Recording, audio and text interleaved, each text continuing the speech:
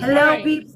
Diane. So Hello, I'm in hello. the car for like the next 15 minutes just because Lonnie gets out of her class and then we drive home. So I'm on here. So Okay, as hey, soon as I Kim. get home, I will. You'll be on. Sounds But good. you tell me I'm not. If I have to look at this, you don't have to give me a check. You're gonna have to give me a check to look at this every day. That's so funny. That's the truth. That is a sight. I'm telling you. Hello. I know that picture's so funny. And you wonder why the baby was crying? Yeah. Hey, Jessica. Hello, hello. Hello, guys. Hello, Not Miss Rod Michelle. Blanchard saying, "Can someone buy me some hot Cheetos?" Y'all play too damn much. Thank you for That's the the truth. Hey, gifts. Donna. Thank you, guys. Thank you so much for the heart me's, guys. Thank you. I know, Kimberly. Hello, Lisa. How are you? Hey, Danny. Hey Hello, Heather. Joy. How are Oh, I don't you? have the baby in this. Hello, Jeannie. Oh, thank you, Debbie. Thank you, guys, for the heart me's. Thank you so much. I really do appreciate them. Oh, good. I'm glad, Lisa. Hello, Sunshine. Hello, Gypsy's toothbrush. Thank you, Hello, Karen. Seaford. Hello, guys. Thank you, guys, so Oh much. yes, yes. Thank I'm you, just really Denise. focused in on the TV.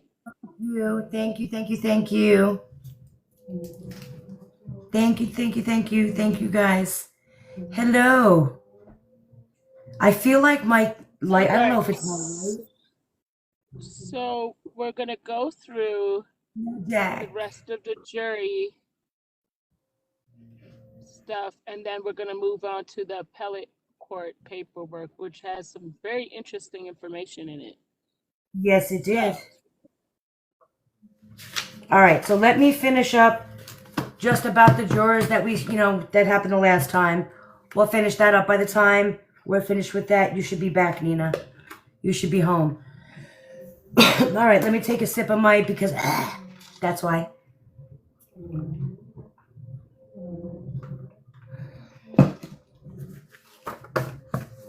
She does your head in. I know that.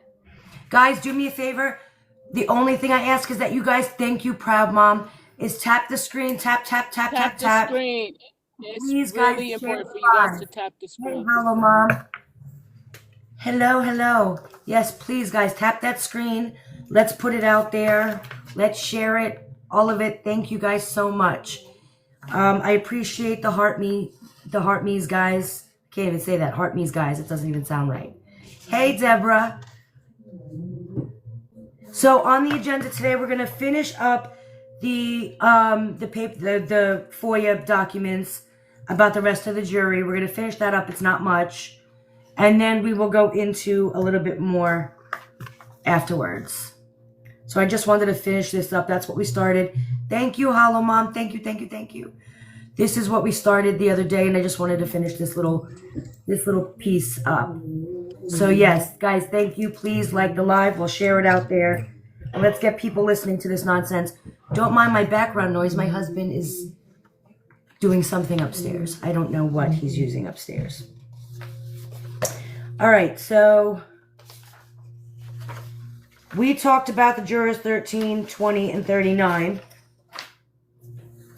And now we're going to talk about jurors 1, 6, 7, 12, 21, 24, 26, 36, and 37.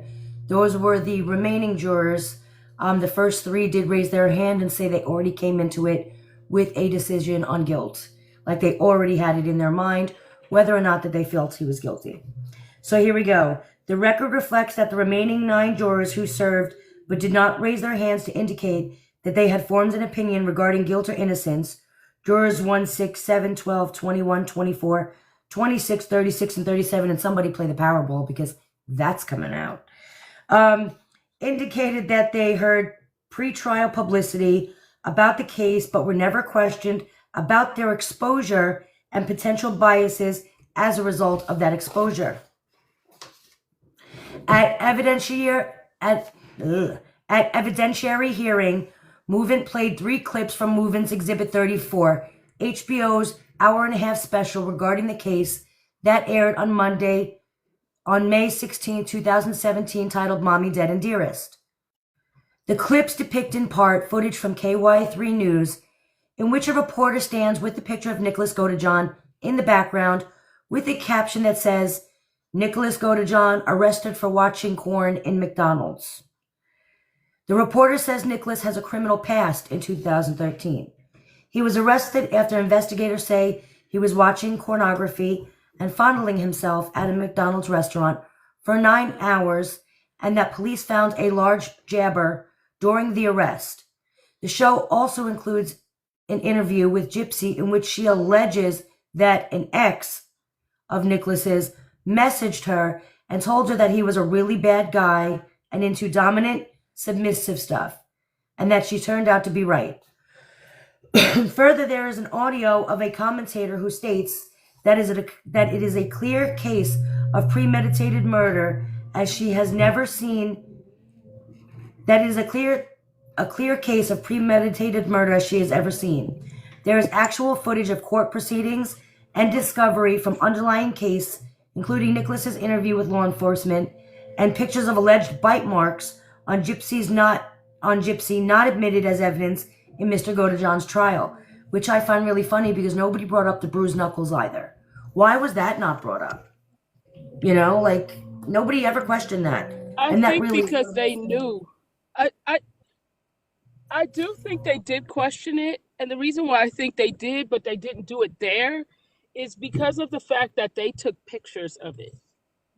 yeah, You know what I'm saying? possibly. Like they already were convinced that they were not going to get her. It didn't matter. Yeah. Hey, Nanny. Mr. Mead testified that he was aware the show aired prior to jury trial and would be concerned if the jurors who sat on Mr. GODEJOHN'S jury panel had not seen the footage from the show prior to trial because of numerous problems, including that the show did not accurately portray the nature of the relationship between Nicholas and Gypsy.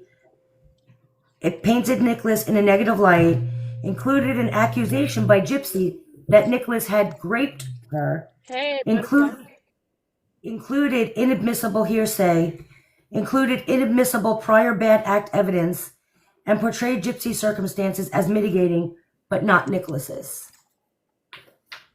At evidentiary hearing, Movement played 5 clips from Movement's Exhibit 35, Discovery's hour-and-a-half special titled Gypsy's Revenge, which aired on November 6, 2018, just 2 days before jury selection began. The clips depicted the same KY3 footage regarding the arrest at McDonald's in 2013, footage of Nicholas cuffed and in jail clothing, footage of SWAT team with dogs moving in to make an arrest in Wisconsin, a reenactment of the arrest with dramatic music, commentary from a neighbor, Kim Blanchard, who did not testify at trial, commentary from Megan Pack, journalist, Gypsy in interview room from Discovery, not admitted as evidence at trial, pictures from Discovery, victim impact material including pictures and video of the decedent Dee Dee Blanchard as a young woman, a dramatic reenactment of the murder, including an actress portraying Gypsy crouching and holding her ears while a woman screams loudly in the background. Mr. Mead testified that he would be concerned if the jurors who sat on Mr. GODEJOHN'S jury panel had seen footage from the show prior to trial because of numerous problems, including audio of Nicholas not admitted at trial, and Nicholas did not testify, inadmissible prior bad act evidence, and mitigation of Gypsy Blanchard's role in the murder. Mr. Mead further testified that the show was edited together in such a way that had a juror seen it, it could interfere with the jurors' ability to make their own impartial judgments and decisions. At evidentiary hearing, Movement played 2 clips from Movement's Exhibit 37, ABC's 2020 Gypsy's Truth and Lies, which aired November 6, 2018. The first clip is of Gypsy, who states that Nicholas is controlling, very much like her mother who controlled her. I feel like she says that about everybody. She said it about Ryan. She says it about everybody. Mr. Mead testified that he would... Yeah. and this is towards you and the chat. Yeah. How much do you think Mommy Dead and Dearest impacted the outcome of this trial? A From a lot. scale from 1 to 10. And Wow, a 10. yeah. I mean, yeah, have you seen it? They portrayed her In as terms, no, yes, I'm saying in terms of the jury or in terms of the judge. both.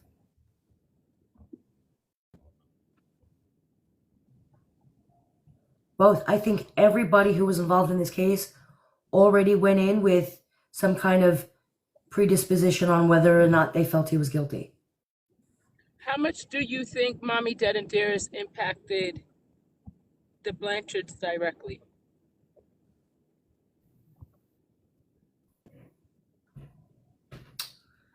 Um, Impacted as in their point of view and perspective. Yes. You're talking about the Rod and Christy and Mia and them, not just Yeah. Gypsy. Yeah. Uh-huh. Um, Right. Excluding Gypsy.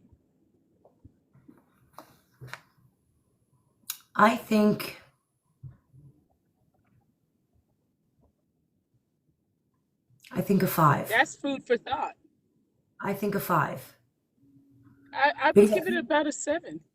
it's fair enough to say that it, you know what I mean, it did impact them. I feel like it could have, the way it was portrayed, it could have kept them on the fence. You know what I mean? Like, I feel at some point their minds went to, like, knowing like maybe she wasn't a victim.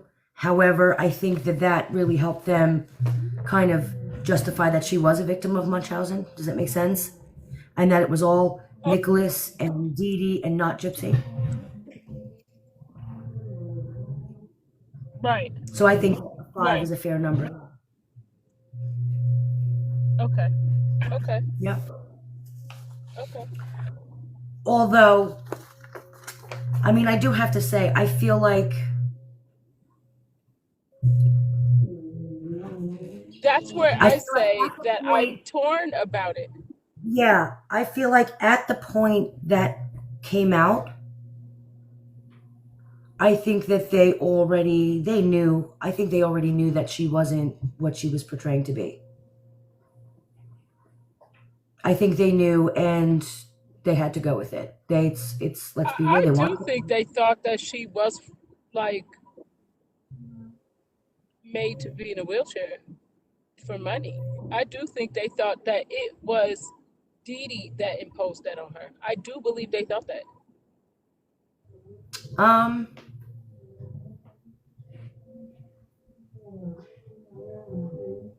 I think maybe initially. I think it's fair to say initially, but I also, you got to remember how much do they believe she really needed that wheelchair. You mean to tell me they You didn't got know to she could think move how, her but legs they didn't really know her. But they right, also but didn't they'll really visit. know her. But she did have visits with them where she stayed over and she brought the I wheelchair. think there You was mean like one. Mia said she's seen her maybe 4 times in total, I think, or 2 times. right at their house. At their house, there were 4.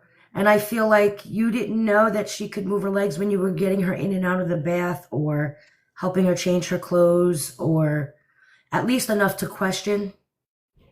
You know what I mean? I don't know. I feel like there had to be something that they knew. But again, I don't think it's whether or not they knew if she wasn't handicapped. Christy had said that she seen that she could walk. I think that they legitimately thought Dee Dee was the one that imposed that on her.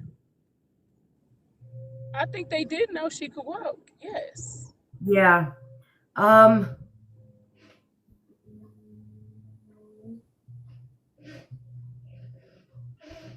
I don't know. It depends on if you believe like how much of the scam they knew. I feel like they They didn't knew know there the girl. was some They scamming didn't know the going girl on. for real.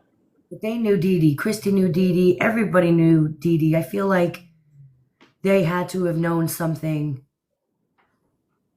that there was scamming going They on. They knew would know she she was was scamming. a scammer, right? They knew Right. she was a scammer. So they all thought this was part of the scam.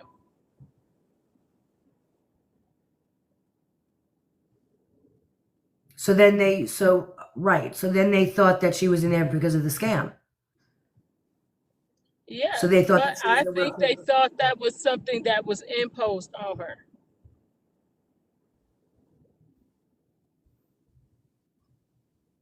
I don't know. I have to think on that. I think I really have to think on that look from different Because think about ways. it this way: if she fooled Dee Dee, and Dee Dee her mama, Yeah.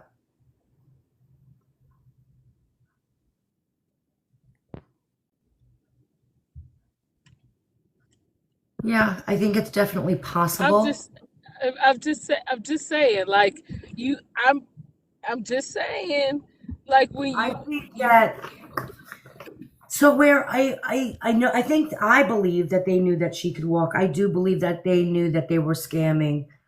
Um I feel like they might have known a little bit of Gypsy scamming. but I do think they thought that Dee Dee was going in there telling them she can't walk. Yeah, I think that's possible. I think they thought it was Dee Dee that was While imposing you're that. talking It's about not while it the was flip happening, yeah, side. I believe while it was happening, yeah, I Yeah, believe I that. don't exactly. I don't think they thought it was the flip side. I think they thought, Mhm. okay, well maybe it's Dee Dee like that. Because I mean, think about it. Up until just now, we was still like, yeah. I mean, Yeah, I definitely think that while it was happening, um, they could have definitely thought it was more Dee Dee doing it. Dee Dee doing it.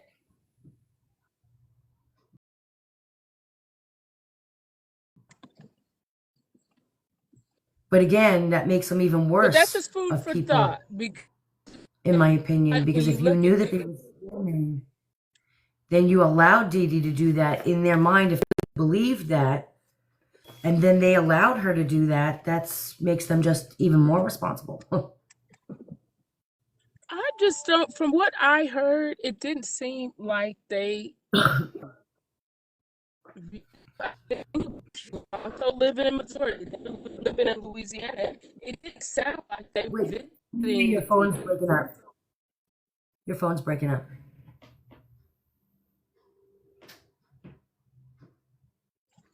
Hold on. I Yeah. said, remember, uh, she lived in Missouri. They lived in Louisiana. It didn't seem like they were visiting Louisiana that often.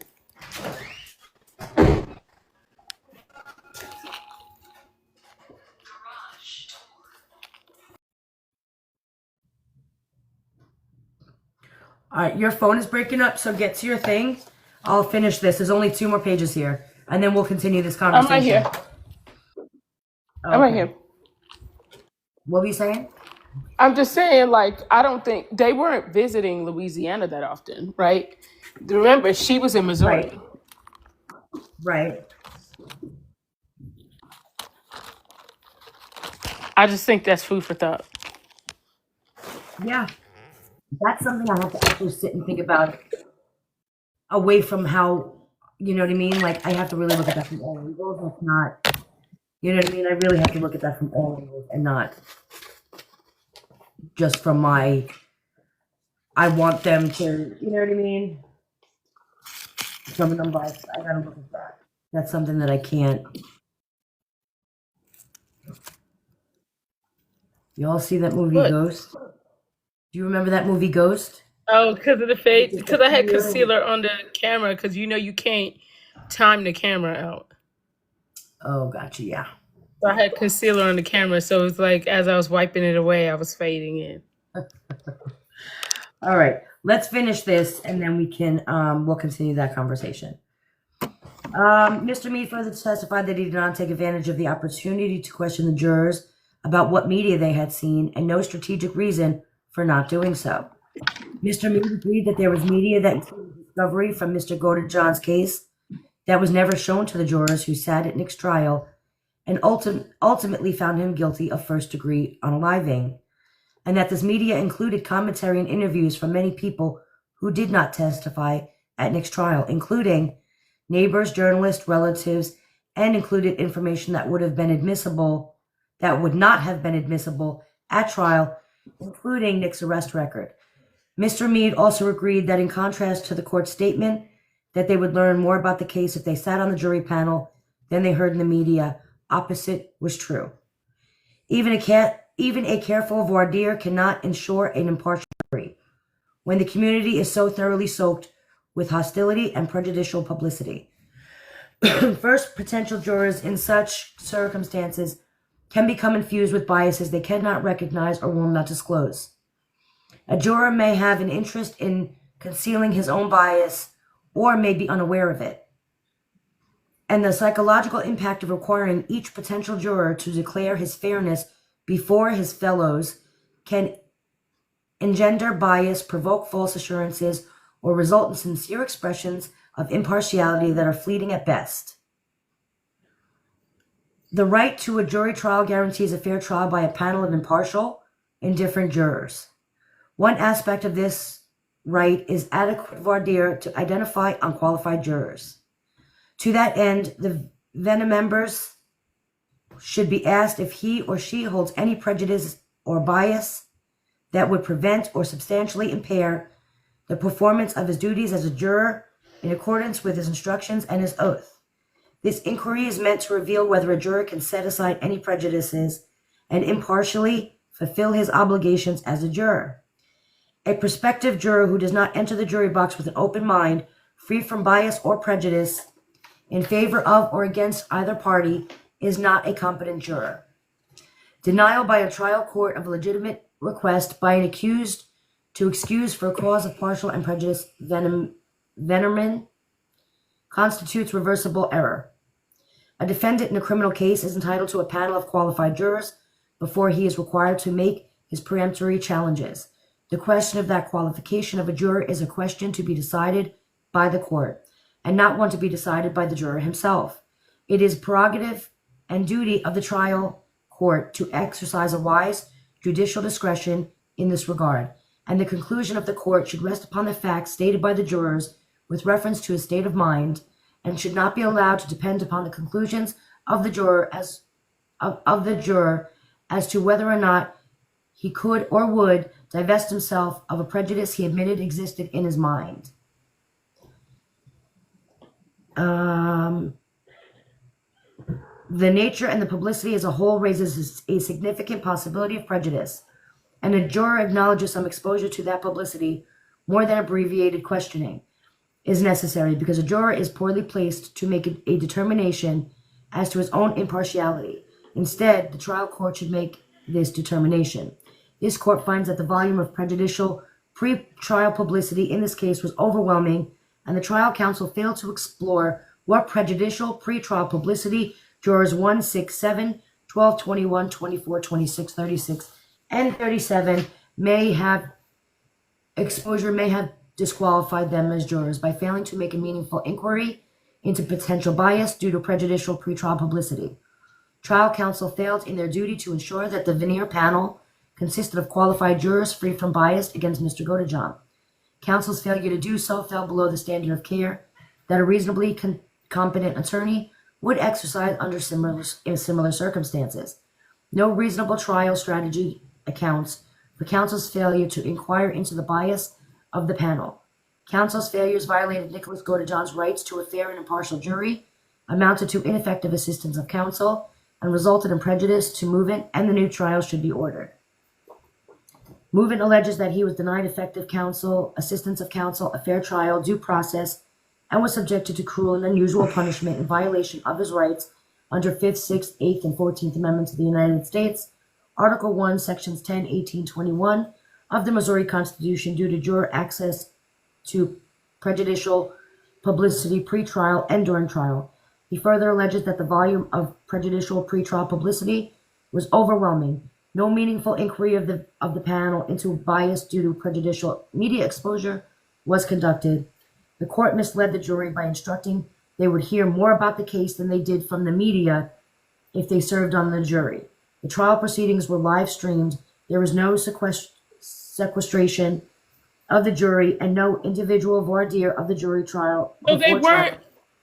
resumed That's each day. another. Hold on one That's second. another thing. Go ahead. That's another thing worth mentioning. I think a case of this magnitude, they should have been sequestered. Yeah, I agree. Absolutely. I think it Yeah, was too high profile of a case for the jury not to be sequestered. yeah. That definitely hurt him. hmm Because they were able to go home and discuss, look it up. You know what I'm saying? Like with a case like this where they were already saying, because anything that they had been shown prior to court, they were able to go back and revisit that Yeah, out of just pure, you know what I'm saying? Like,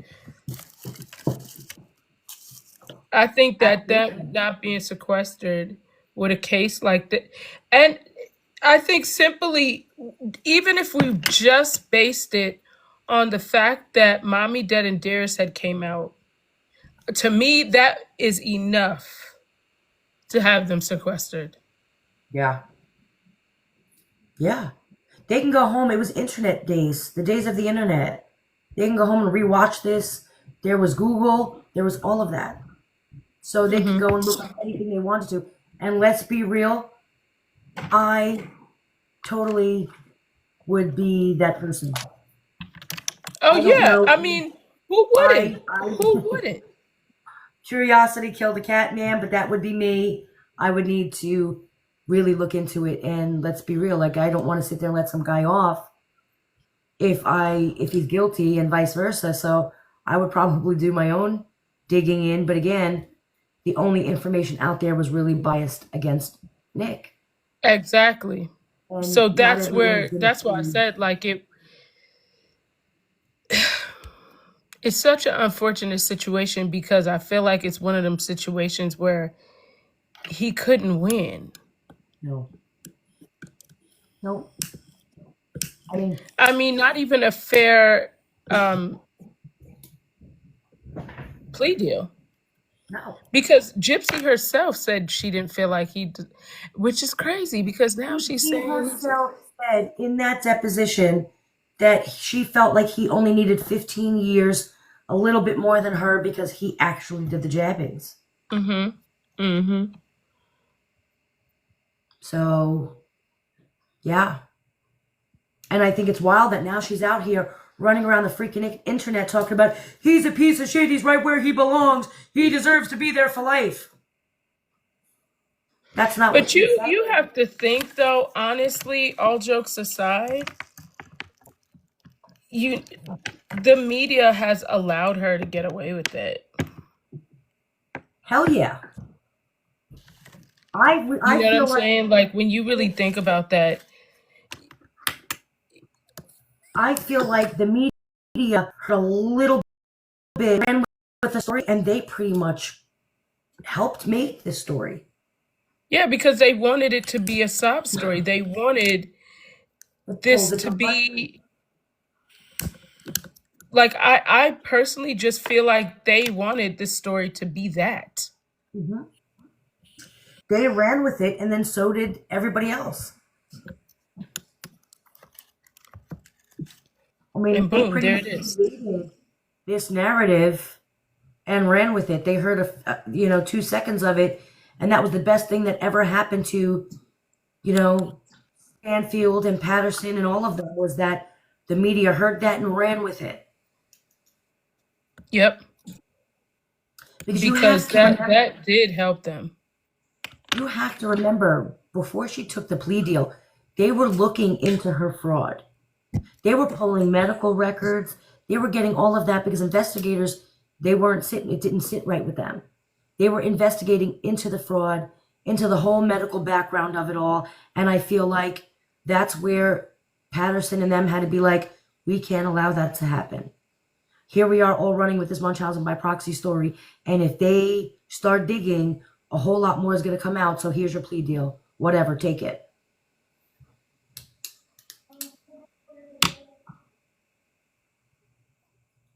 That makes sense. That makes sense. Hold on 1 second. So, you know what I mean? I think that there's a lot of people here to blame. Media saw a story and ran with it. Everyone, let's be real, we're on TikTok. We do these creator things all the time. We do videos, and I talk about it all the time. Let somebody say, look at that girl out in Australia. Look at the whole, all these mommy vloggers and all this nonsense out there. And we're all sitting there going, that's abuse. That's Munchausen by proxy. You say those words, I'm running there for the story. And I'm not a reporter. I'm not a German journalist. I don't want to be, nor do I claim to be. So let me just put that out there. But, just for me and putting out my news, I hear that I'm running and telling that story. And let's be real, initially, the first story we always put out is the one we hear. And then we go and deep dive. But if people like that story that I initially put out, they're going to run with it too. And it's like, man, you create a story and it's like really hard to go back around it now. You know what I mean? It's like, that's why you got to be careful what you run with, because Moo is trying to get in his camera. He is ready for his weekly debut. So I don't know. I really do believe that that's what happened. I really felt like they're investigating the fraud. Medical records are being checked into. They did request the medical records. They requested all that information, insurance paperwork, all of it. And they were like, oh shit, we can't let them do that deep dive because investigators are going to pick up what we don't want them to. And so you have to take this plea deal. We'll throw the fraud on there so that covers it up. We'll let the fraud, be included in all of it this way. Because they had already said. Because that's when the truth comes out, is when the fraud is investigated into. Mm-hmm. Because they had already said that they weren't going to let, they had stopped the investigation, but that kind of makes sense as to why they did that. Mm-hmm. You see what I'm saying? Because it's like, the question has been, why did they stop the investigation? Why didn't they, Investigators wanted to. They were really mad. They were upset. They were. But they had to stop it. And that right there, that plea deal, her taking that plea deal saved her butt. Because then they had to stop. Once the plea deal was taken, investigators can no longer investigate a closed case. Mm-hmm. You're wasting city, county money, resources. The case is closed, period, point blank. There's nothing left to investigate. Mm-hmm. So that was actually brilliant on all of that. Yeah, that was their plan. Because you have to think Dan Patterson already got paid for that HBO thing. I would assume. Okay, that's alleged. But just think about that. Mom, hold on 1 second. And then you have to think about it. After the plea deal and all of that, then not a few days later, he's got to go now, and he's got to go to trial for Nick. And he needed to make sure that none of that information was there. He had to. So, you know what I mean? The better, he looked better. Nobody was going to question the whole Gypsy Rose story as long as he made Nick look like crap. He had to make Nick look bad, so there was no more digging on Gypsy's part. And that's really what happened. They played a game of chess. And they won. She said when she was offered a plea deal, she immediately said yes, and she was happy with it. Yeah, they didn't have a choice but to give her that plea deal, include the fraud charges. They had to include that, because if they didn't, she could have been charged and they would have still investigated the fraud. The fraud had to be in with that. And so, yeah, of course she took that plea deal. She didn't have a choice. Because if they investigated that, she knows, Patterson knows, Stanfield knows, they all know, Christy and Rod too, in my opinion, unlike Nina, I think that they knew. They knew that if she didn't take that plea deal, that everything about her story would be exposed. That the Munchausen by proxy was not a thing. So, And that's why I believe that all went down the way it went down. She committed perjury. They let her perjure herself so much because, again, they just wanted away with it. And let's be real. Everyone's like, you guys have heard Bree say it before, and I'm so sick of hearing this. She was so nice. She offered to testify for him because she was trying to help him. First of all, her subpoena was, she was deposed. She was deposed for a deposit, she was subpoenaed for her deposition. Okay, so a subpoena means you really ain't got a choice but to go and make a deposition. Like, you didn't have a choice there. You were subpoenaed for that. You had to show up. Well, she also had to show up because she was locked up. Who gonna stop her? Okay, same thing with the trial. Once she made that deposition, and did y'all read that deposition? Pretty incriminating, don't you think? They needed her to sit there now, go up there and make him look bad. Oh, she did it as a favor. What favor? She made Nick look like crap. First of all of the lies she showed was just unbelievable. It was obvious that she was trying to make Nick look like crap. I mean, there's the prosecutor, because it was Nick's idea. Yeah, there's the defense attorney, but it's not what you said in your deposition, so it really wasn't his idea. Yeah, I lied. They were trying to make Nick look really bad. That was their goal. That was the whole motive. Mm-hmm. It wasn't that she was testifying for him. She was testifying for the defense, maybe, but that didn't help him at all. In fact, the worst thing they could have done was have her on that stand because they allowed her to perjure herself. That was detrimental. Mm-hmm. So it was not just her, but to the defense on the whole. Like, she only helped herself and the defense. She knew she wasn't helping Nick. Yeah. She really did. And I would beg to say that she didn't have an issue with harming Nick. Although I will say, I think before she was a better person. I think she was a bad person regardless, but I think she had a little more empathy for Nick before. Yeah. Yeah.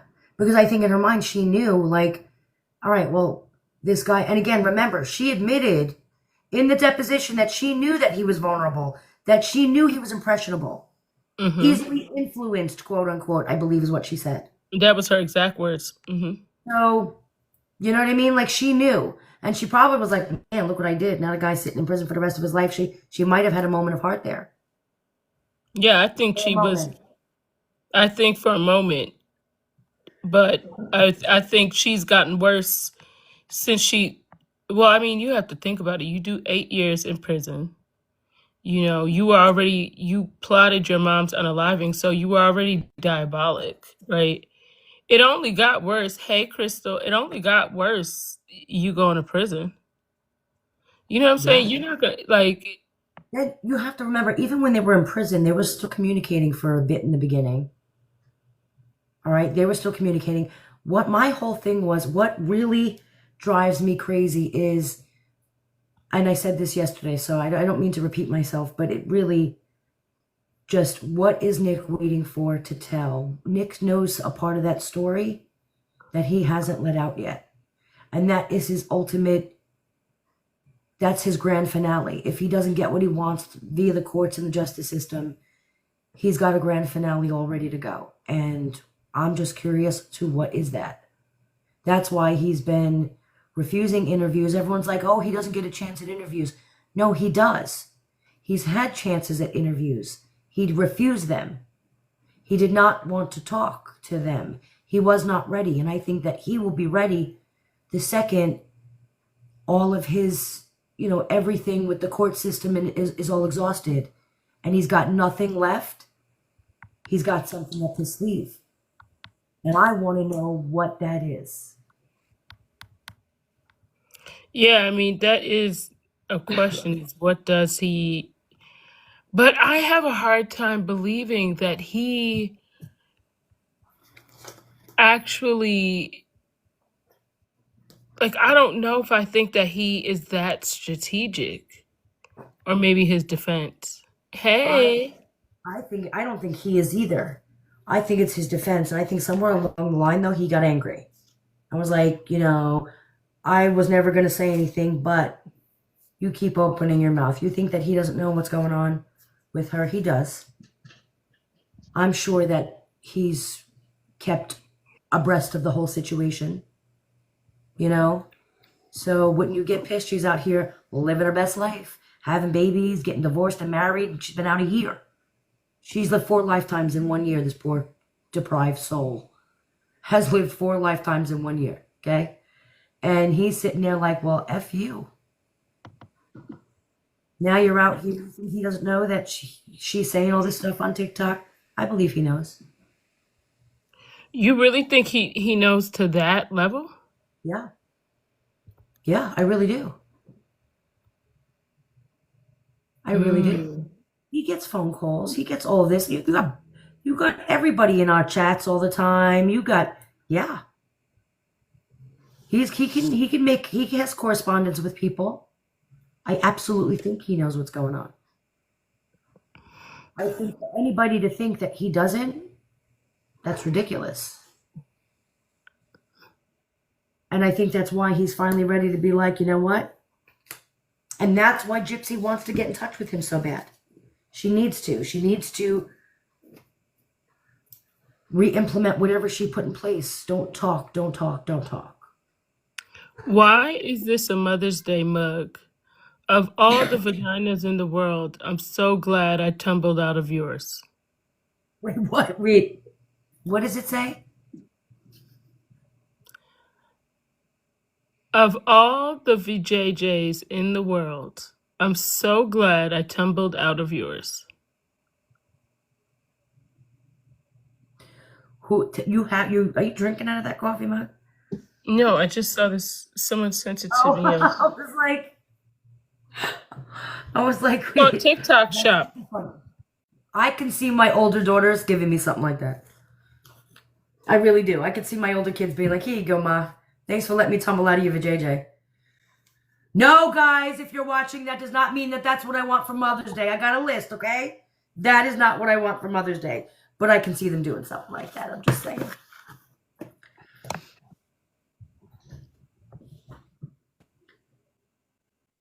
That is funny.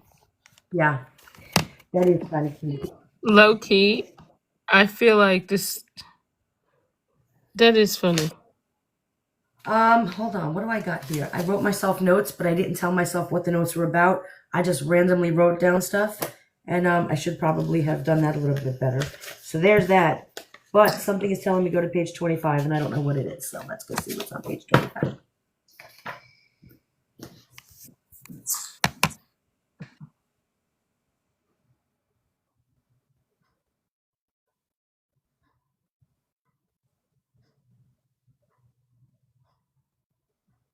Oh, all right. I don't know. I'm just going to read what's on page 25 because somewhere I thought that was a good idea. This is the appellate brief that I'm reading from. So we'll start with that one. The statement of facts. What page is that? This is page 25 where it says on cross-examination. Okay. On cross-exam, and again, I don't know why I'm reading this. I don't know why that note was there. On cross-examination, Dr. Wasserman testified that Mr. GODEJOHN is able to think, but all of his thoughts are colored or characterized by autism. Gypsy Blanchard initially brought up the idea of unaliving her mother in a joking manner, and she got progressively more serious about it. Mr. GODEJOHN was against the idea, and he asked her many times if she was certain. About 1 year prior to the unaliving, Nick told a Facebook friend that he thought Gypsy Blanchard was crazy for wanting to unalive her mom. Mr. GODEJOHN justified the plan by bringing up how badly the victim treated Gypsy. But he thought, how about that? Good for you.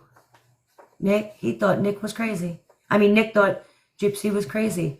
Thank you, Mm-hmm. Rainbow. Thank you, thank you, thank you. Um, about a That says month, a lot. it really does. About a month before the unaliving, Nick told a Facebook friend, "Me and the one I'm with are defying the laws of nature to stay together. It is as bad as can be.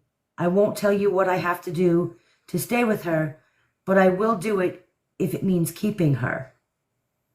Dr.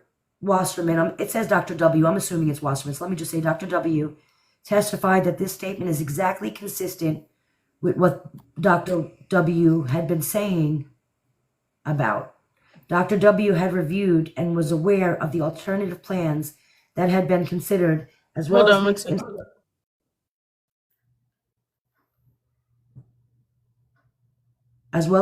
internet searches to prepare for the unaliving.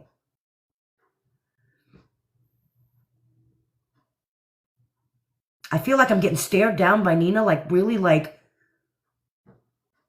we needed to fix that.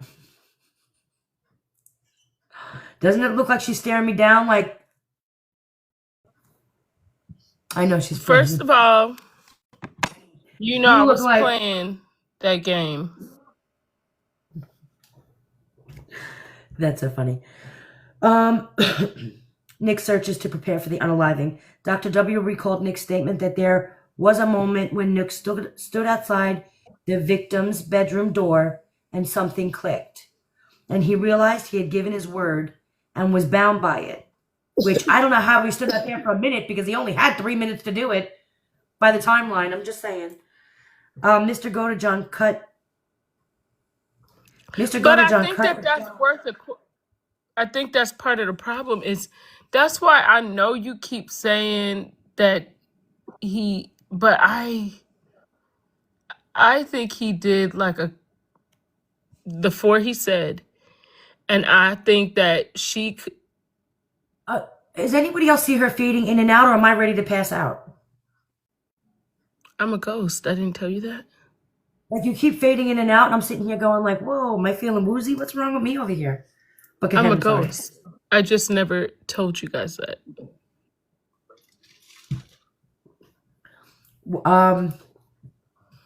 Yeah, I don't know. Sorry, I interrupted that. I have no idea what you were saying. See, so I feel like, oh, I'm getting woozy, I'm a ghost. Dr. W recalled Nick's statement that there was a moment.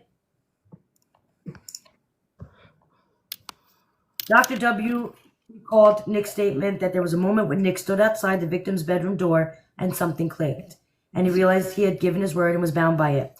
Mr. GODEJOHN cut the back of the victim's neck so she would unalive quickly, and he briefly thought about having relations with the victim before deciding not to.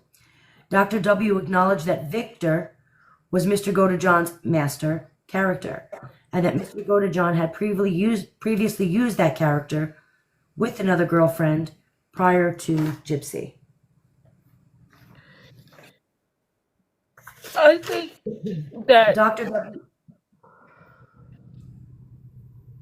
I don't think that though, because it seemed like the ex-girlfriend hadn't had any experiences like Remember that that with him. Gypsy was talking to that ex-girlfriend. Remember? She had communications with the ex-girlfriend. You're right. You're right. Well, of course she's saying that. You're Dr. right. W testified that Nick described the argument in his head like having a devil on one shoulder and an angel on the other shoulder. However, it would be a mischaracterization to think that there are two rational actors having a rational conversation. It was turmoil from the pressure of two competing sets of thoughts. And Mr. GODEJOHN would have described it as arguing because his vocabulary was limited. From the pressure between love and the general rules of society, Nick went back and forth and reached a point where he snapped. Dr. W would not characterize it as a conversation in Nick's head because it was more like pressure. Oh, but now that you said that the ex-girlfriend The girlfriend. And it's in here somewhere. It's No, probably in one of my notes. I do remember that, but it didn't click to me. Like, I remember it now that you said it.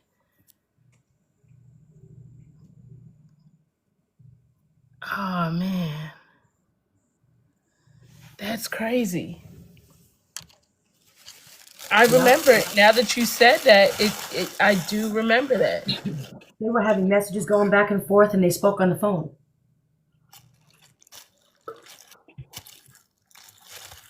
So she can be that manipulative to Nick. I'm sure she was just as manipulative to whatever her name was. What was it? Allie Kristen? I don't know, whatever her name was. But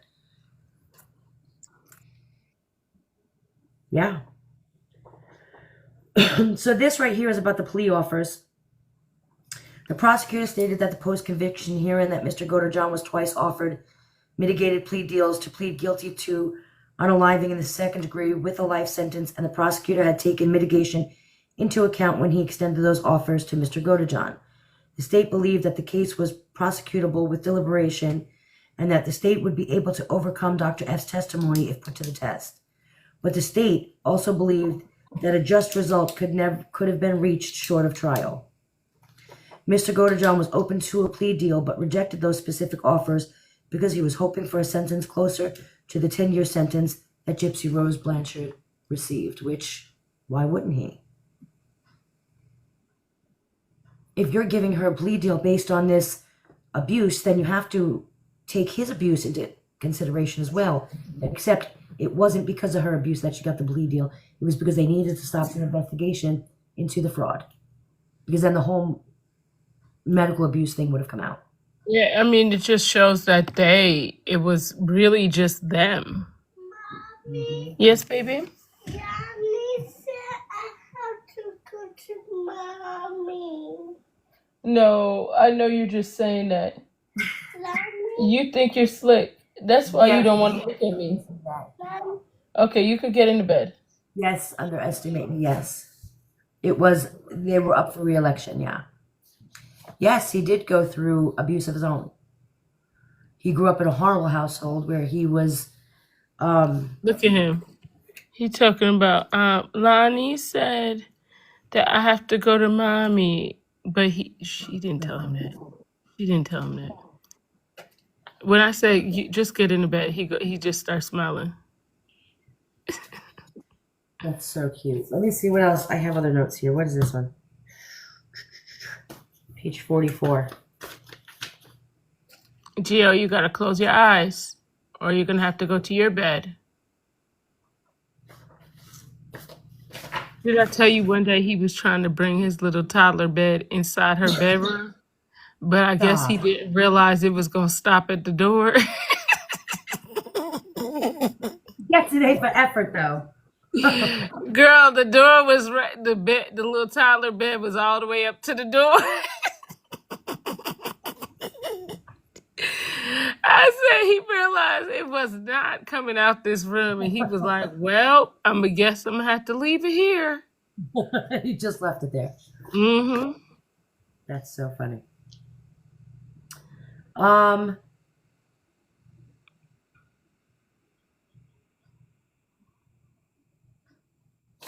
Hold on, I just want to see the previous page because I feel like I might have missed something. A for effort, that's what I'm saying.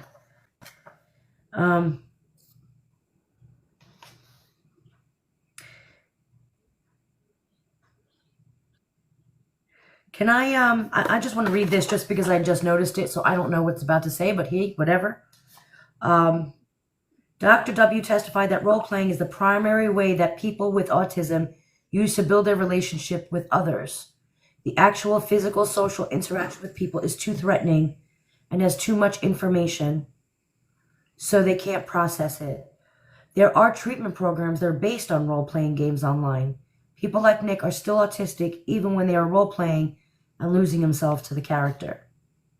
Mm-hmm. After reviewing all of the videos and messages between Gypsy and Mr. GODEJOHN, Dr. W concluded that, for the most part, it was a process of shaping Mr. GODEJOHN. It was a process of taking a person with a social deficit and shaping his behavior by sending the instructions that, if he loved her, he would do what all of her personae asked him to do. Dr. W testified that Gypsy was Mr. GODEJOHN'S hyper-focus, and she made herself conditional upon his doing what she said, which is true. Which is where the issue lied for him. It was part of the process of indoctrination, which is well established in psychology and the military. I've been saying that. So you don't think she really researched that? No, I think that she's just sick. You can't understand it because you can't think like that, but her brain is wired different. She has this automatically, in my opinion, of course. How do you think people even know it's, you know what I mean? It exists because of people like her. It was part of the process of indoctrination, which is well established in psychology and the military. I've been saying that because they use that all the time. I'm really struggling with that part, Ivory. I promise you. I'm really struggling with that. That part right there, I can't hold you. I am struggling with it. I'm telling you. How do we even know what manipulation is? Because of people who automatically manipulate because their brain is wired to do so. Because we don't think on that level. The average person does not think on that level. Not to this extent. I mean, we all know how to manipulate, but you know what I mean. I'm trying to wrap my mind around that, but I'm really struggling. Manipulation is a symptom. She already knows how to manipulate automatically. She doesn't need to research it. It comes natural to her. It does not to us, and that's why you can't fathom it. But what the question is, what made her know how to manipulate him with his needs? Because manipulation versus someone else. He could have manipulated somebody who wasn't as vulnerable. It would still with work. The same tactics? Yes, it would still work. All right. Okay. Fair enough. Yeah. But on the flip side, if that's what you're saying,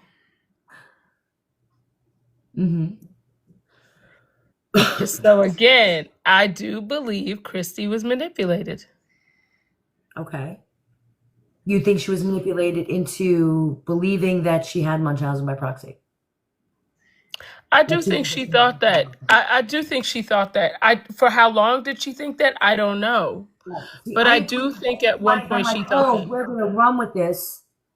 You know what I mean? Like I do. Oh, really? That's what she has. I mean, I believe when it was first initially brought to her that she was like, oh, yeah, that sounds about right. But at some point she knew. She absolutely knew. I think she knew something wasn't right. But I don't know how sure she was. Yeah. And why they needed I don't think she was like 100%.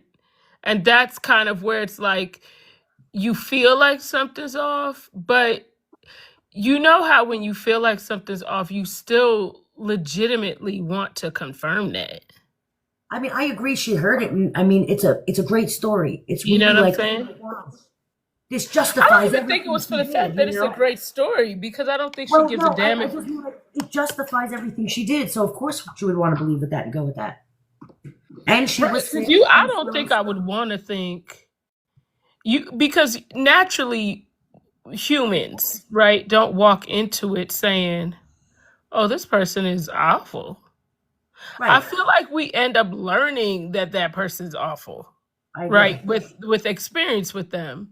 Right. But I think going into it, you're kind of like, I think they brought it to her and she was like, yeah, like, I totally agree. Yeah. This is what she had. I believe she believed that Gypsy was a victim of Munchausen by proxy.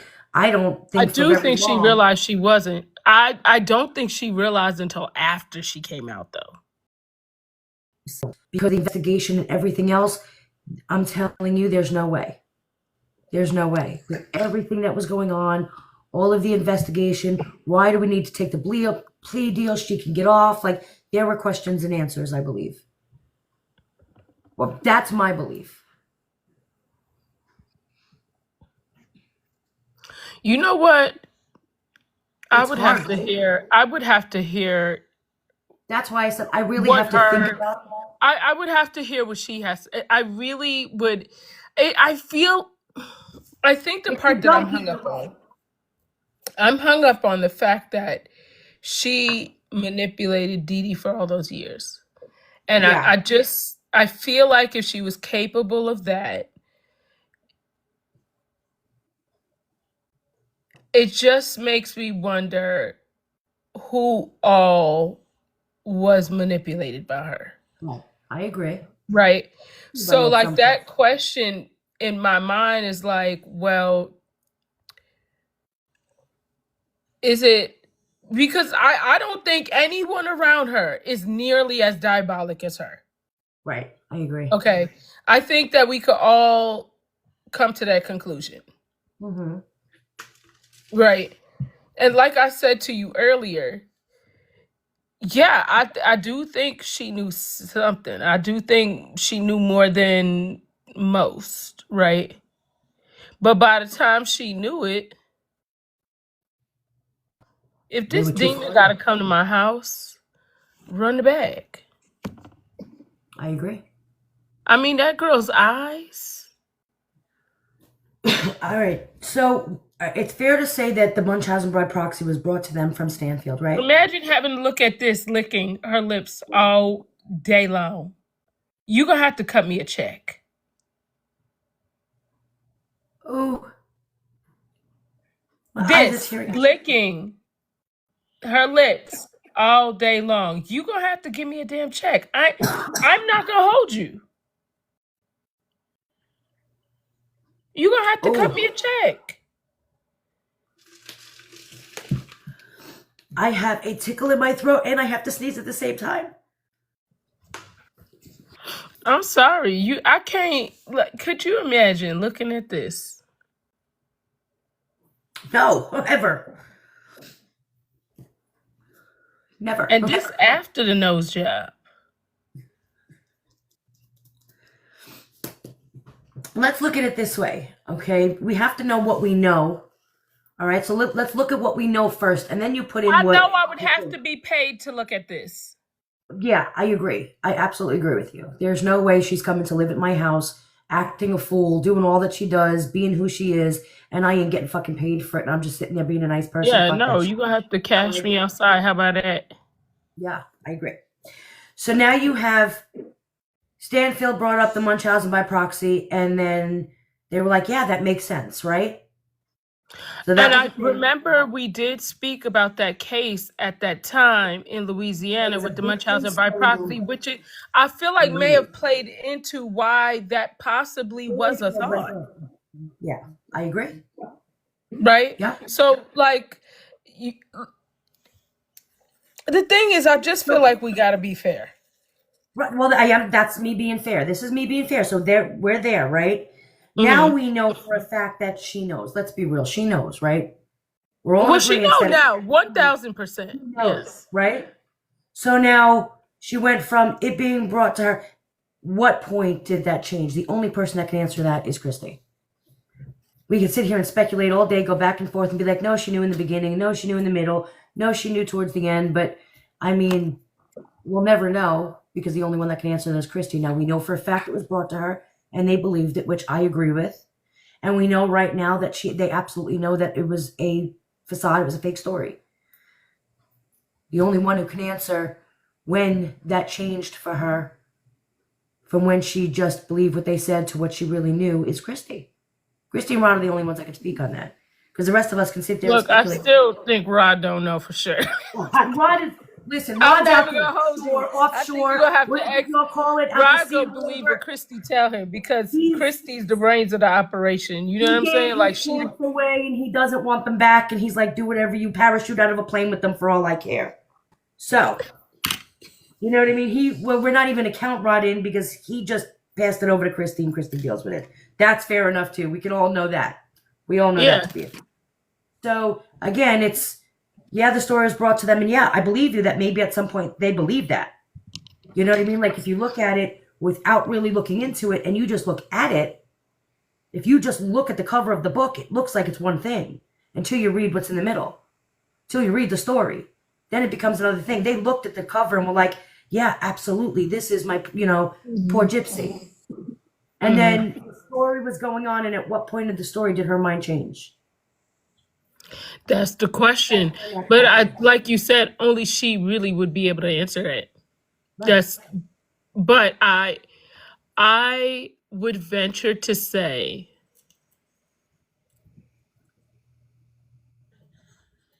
that she knew for sure, probably when she got to her house and she saw her behavior. Because you have to think, like, a lot of times something happens, right? Did someone ever tell you about somebody and you're like, well, I haven't really seen that, right? And then, like, you're around that person and you're like, like you were right. This is what they were saying about this person. And you're like, oh, I should have realized it before, when you think about all the other things that should have been a red flag. But you had overlooked a lot of it because you were just like, no, this, you make excuses for people. You know what I'm saying? Like, so when you think about it, I think it took for her to see her behavior and be like, nah, this girl is diabolic. That's why I say that. I don't know if I could say. See, I disagree in the time where she learned. I think she knew a little bit before. But there's also, it's like, when did she learn what? Because it's not just the fact that Christy had to learn that she I'm not on that show. Proxy. It's not just the fact that she had to learn that she wasn't a victim of Munchausen from Dee Dee. She also had to learn the fact that she wasn't sexually abused by sausage. The sausage. I think that would be what would, if I was Christy, what would really throw me for a loop is that you unalived your mama for sausage.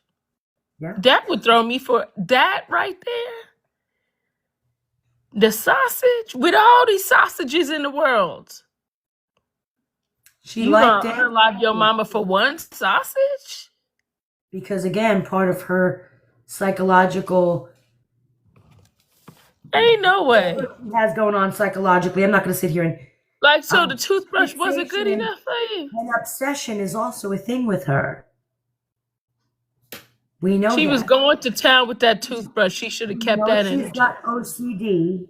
We know she's obsessive about people and fixates on people. So again, that's just another symptom in her psychological. She should have kept that energy with the toothbrush. She should have kept that energy with the toothbrush. Agreed. Like, you ain't have to take nobody's life for that toothbrush, okay? If she just, I don't know, go for those back vibrators, those big back vibrators. Could have just stepped up one and moved up from the toothbrush. If the toothbrush was just getting a little bit like, all right, this is getting old. This was yesterday's news. Move up a little bit. You know what I mean? I'm just saying. Did you really need to kill somebody? Ivory! But I'm saying, then, because eventually things just get played out. It's like, oh, this is old. Now I got to go murder for sausage. No, just move up a bit. Get bigger batteries, baby. Something with a battery pack on it. I'm just saying. The bag brush. You know how big that thing is? Listen. Do we really think that's going to be a thing?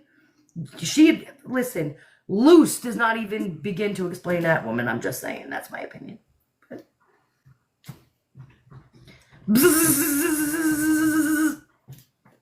She really should. And the fact that she had the audacity to act like she would never do an OnlyFans and we were being delusional. I'll bet the freaking farm on it. I will bet everything I own, my kids, all of it, on the fact that she's got one. I'm telling you, she's got one. Oh, I'm sure. She probably wear masks. But the bitch got one because she needs everyone to see the ass, to see the boobs, to see the kitty, all of it. She puts it all on display for everyone because she's so proud of it. She's got one. I'm telling you right now. It's probably like Snow Queen or some shit like that. Or like, That's Snow Queen. freaking poison or some wild shit. You know what I mean? Like, that's what it is for real. Snow And Queen out. she's got one, you just don't see her face. She'd be the one on there going, I'm telling you. If anyone on OnlyFans has been using a toothbrush and they wear a mask, we already know it's you. One of those back Somebody massages. said Somebody sausage put one of queen. those Tangy up there. Tart said sausage. Not the sausage queen. Well, yeah, if you unalive for the sausage, you might as well take the Move from dog. sausage to eggplant. Come on now. Look up Snow Queen. Someone's going to find her OnlyFans because I'll tell you right now, I bet everything on it, the fact that she has one. Toothbrush Tyrant. That's her name. Go look it up. Toothbrush Tyrant. Listen, you are Colgate out Queen. of control. Oral Belicious. You are absolutely out of control.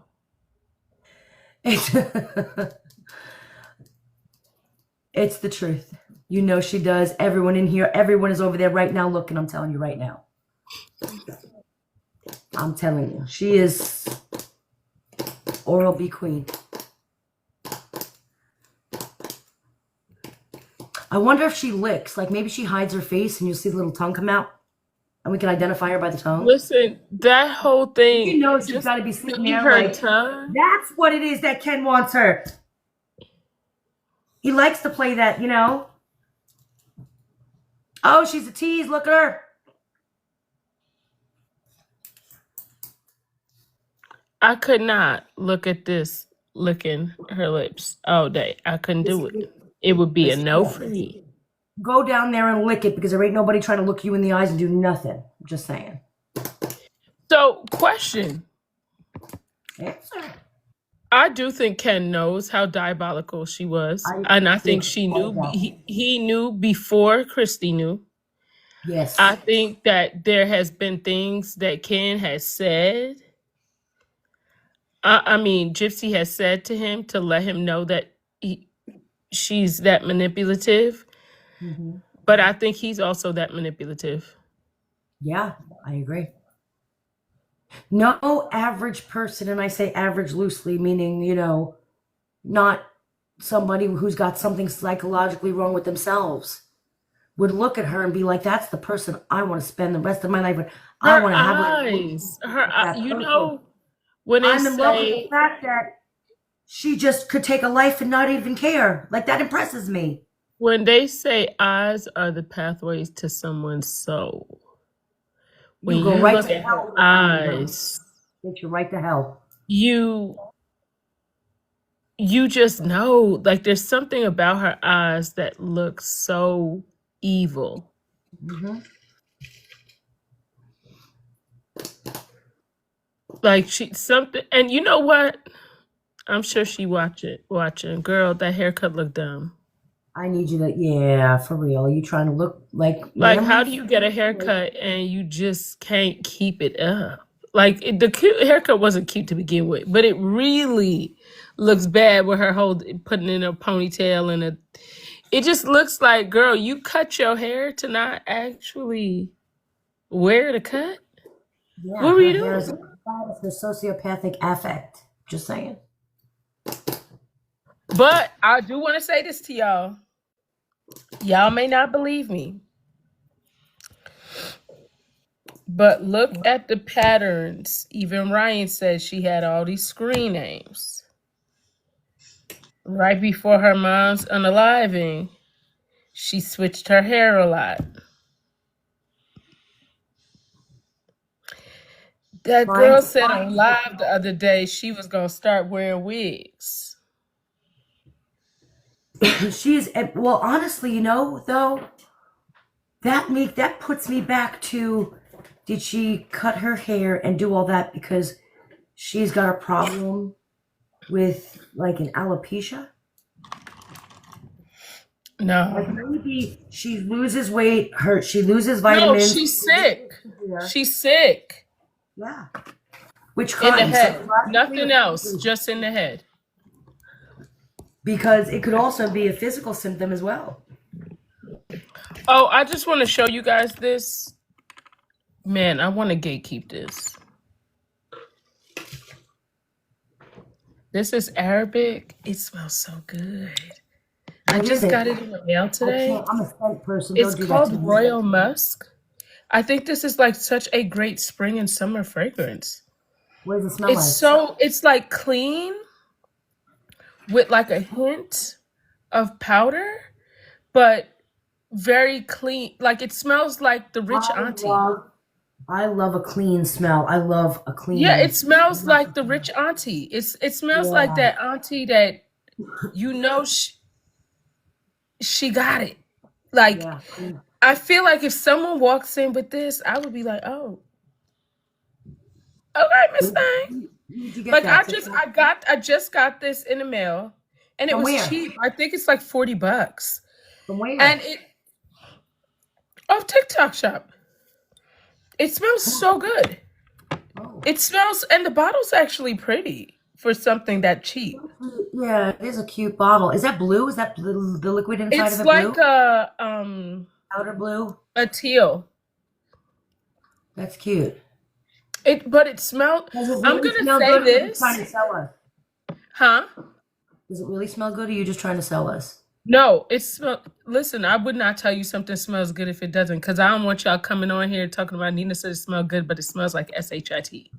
No, I was actually shocked, but I have always heard that the like Arabic or East Eastern scents are always are really good, really on point. and I never really ventured too much into them. Oh, But their oils this, are really good. Their scented and oils are. you could tell that this is a scent that you can layer, but you could also you can you know it holds because you smell the essential oils. Because like when it comes to fragrance, the thing that a lot of people don't really realize is like toilettes have a lot more alcohol in it. The perfumes have less alcohol, so more essential oils, so it lasts longer.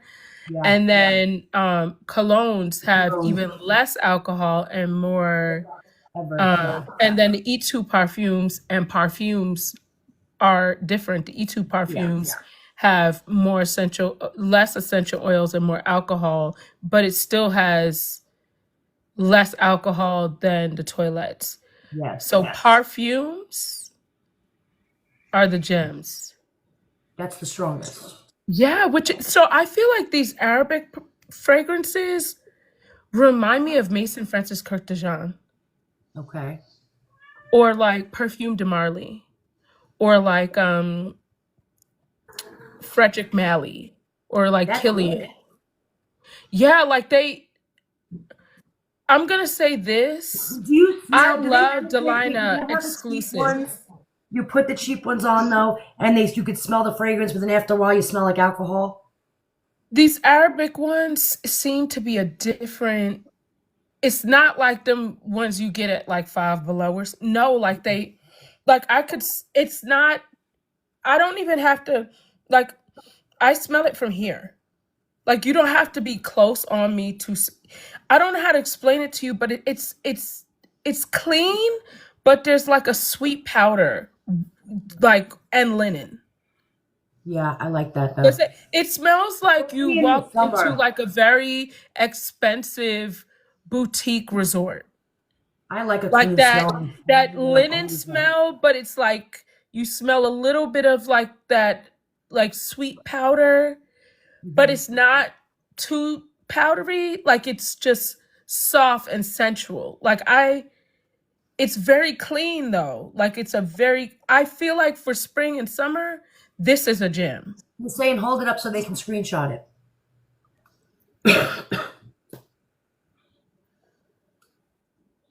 Closer. There you go. And I think it might be in my TikTok shop. It might not be, but you may see it in there. But it smells really, I'm going to be honest, I'm shocked. I actually don't put Vaseline on before I put on my fragrances. What I do is, hold I on. do. It depends on, like you said, what type of fragrance it is. What I do is the night before, I spray it in my bath water. And then I put it on a cotton round and stick it in my brow. Because your body heat is going to keep that fragrance onto that cotton round versus the Vaseline. Because the thing with the Vaseline sometimes is that if it's hot, it doesn't stay the same. Yeah. But that cotton round, I'm not wasting my money and putting it in my bath water. just a spray, just a small spray. I'm not telling you to spray a lot, like two or three sprays, because it's like you're almost soaking in it. Yeah. I don't know how it got blurry. Like, that's crazy. Hold on.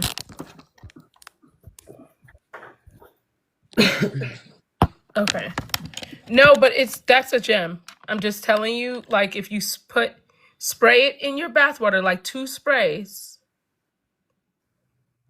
you'll be surprised. I'll see. I'll let you know. Don't do this. A lot of people put their fragrance on and do this. It dilutes the fragrance. Just spray it, let it dry. And if you spray it as soon as you come out of the shower, it'll hold even better. I don't spray perfume on my wrists. I feel like I wash my hands way too much, and it kind of defeats the purpose because it'll wash off. I love spraying it on my neck. Like, Yeah. that's one of my, Or like to spray it on my neck. Yeah. But if I cocktail, so a lot of my fragrances, like, I'll wear 2 or 3 together. That way it's no one fragrance that you're smelling, right? Yeah. But what I'll do is, like, layer it. And so I might put one of them on my clothes, And then one of them on my neck, Yeah. Yep. and then it just, like, okay. You get a different smell depending on the angle. When I tell you, every time I wear Gentle Fluidity and Baccarat together, I've had men chase me asking me what I have on. Like, I went to take Gio to the barbershop. One of the barbers in a whole nother room was like, I needed to come in here and ask you what you had on because you smell so good. Like, so that's why I say if I'm impressed by a fragrance, Yeah. because I'm a true fragrance connoisseur. I am too. I can't. That's my smell is my thing. Oh yeah, like, Yeah. for sure. First of all, I did this A lot of money. haul. I keep saying I'm gonna do a Sephora haul. I just got these 3 new ones. Well, what'd you get? So this is Kayali Eden. Okay. This one is Flor Majesty. And this one is The Wedding. Now, I smelled these 2 in the store. I smelled that. The wedding. It's so good. Is it? So it has, like, sandalwood in it. Oh. It's very Musky? It's- Is it a little musky? no. It's more on the. Okay, so there's sugared musk, sandalwood, pink praline, and sparkling champagne. It's sexy though. That smells. It's Yeah, very. It smells like maybe a softer baccarat. Okay. Like, it's that Like a more feminine sandalwood. baccarat. Okay. It's. I'm gonna be honest with you. I went in with no intentions on getting it, and I smelt it and immediately said, "I'm buying it." You have to. Oh, I see. I gotta try that one. So that should tell you, like, I'm very, You didn't even have to think about it. You just picked it up. You liked it that much. Yeah. and I'm not generally like that with fragrances. Like, I normally like fragrances. I just got restricted. Your live is not eligible for recommendation and restriction results because the Why live does not? What were we not speaking about? meet the For You feed eligibility standards, discussing drugs. What? Drugs or other regulated substances. Who said anything about drugs? Oh, I think because I said the alcohol in. See, TikTok needs to get their life together.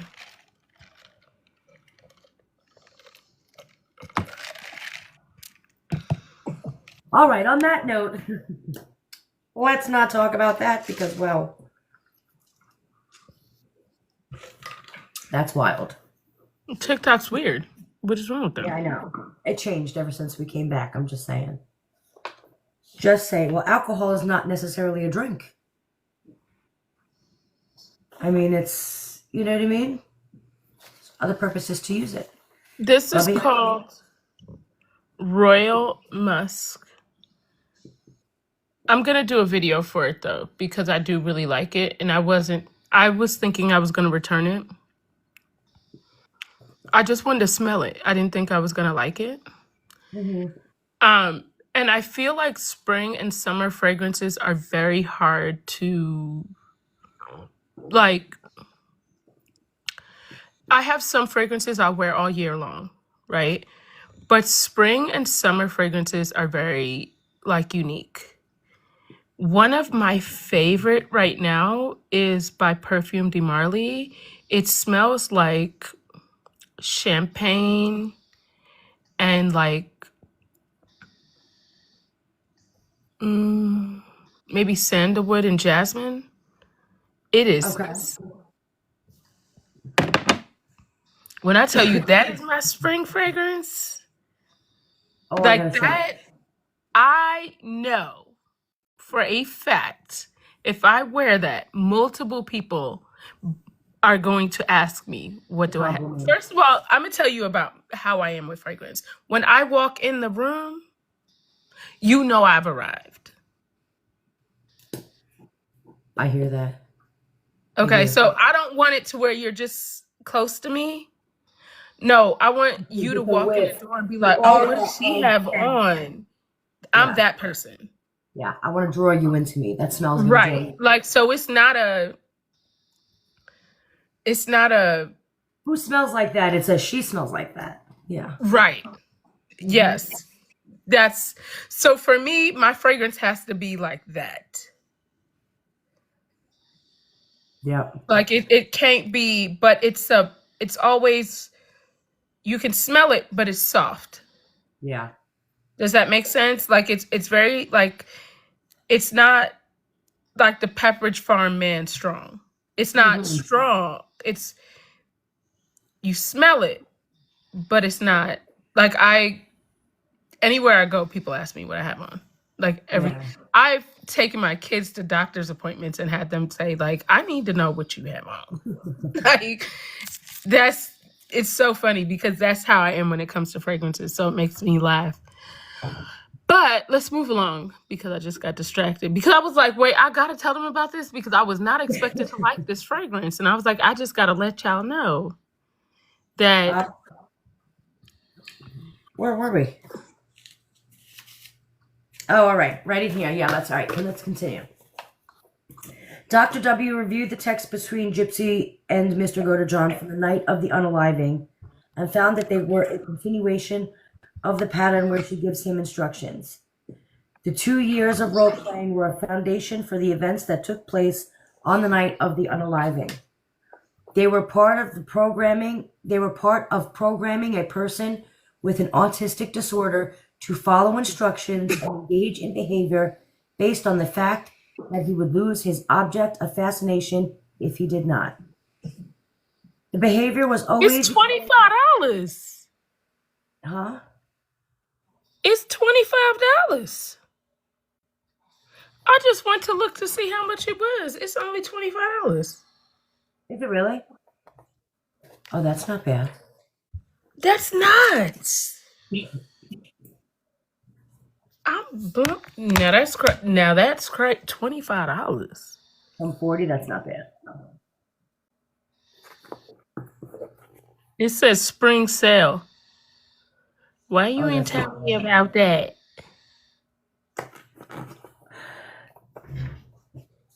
You have to send me the name of it because now I'm intrigued.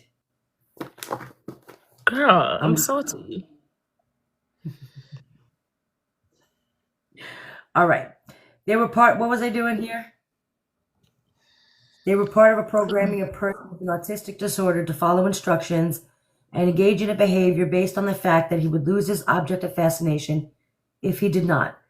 The behavior was always equated with love because that is the only way an autistic person would be able to understand this. In a video dated 3 weeks before the unaliving, Gypsy went into her mother's bedroom and made a jabbing motion over the bed.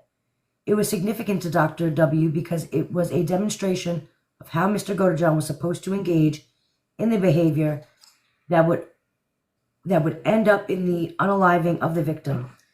A few days later, Gypsy sent Mr. GODEJOHN another video called Ruby's Introduction to Her Perfect Man. Ruby was a new character Gypsy introduced to Nick. Ruby introduces her. That's that video where they had to get somebody to mouth it, to read the. Oh, yes. That we none of us could ever hear. Ruby introduced herself as a sociopath. She says that she herself is a person that breaks the rules, violates the rules, creates mayhem, and she basically tells Nicholas that she is his perfect match. We are together, and together we are going to go essentially. We are together, and together we are going to go essentially on what she describes as a crime spree. And we're going to rob, and we're going to steal, and we're going to do all of these things because you are my perfect match. We will be together. So it's sort of like the culmination of the training, which, again, to just remind everybody, is behavior. Behavior, behavior. If you love me, this is what you'll do. So Ruby was introduced to basically summarize that up. So in case there was any confusion, if that was what Nick understood. Mr. GODEJOHN was arrested and being held for questioning. He was still fixated on Gypsy at the time, which demonstrated to Dr. W the general principle that an autistic person will do anything to get their fixation. Dr. W testifies that multiple times Gypsy turned down Mr. GODEJOHN'S proposal to run away instead of commit unaliving, which is part of the process of training.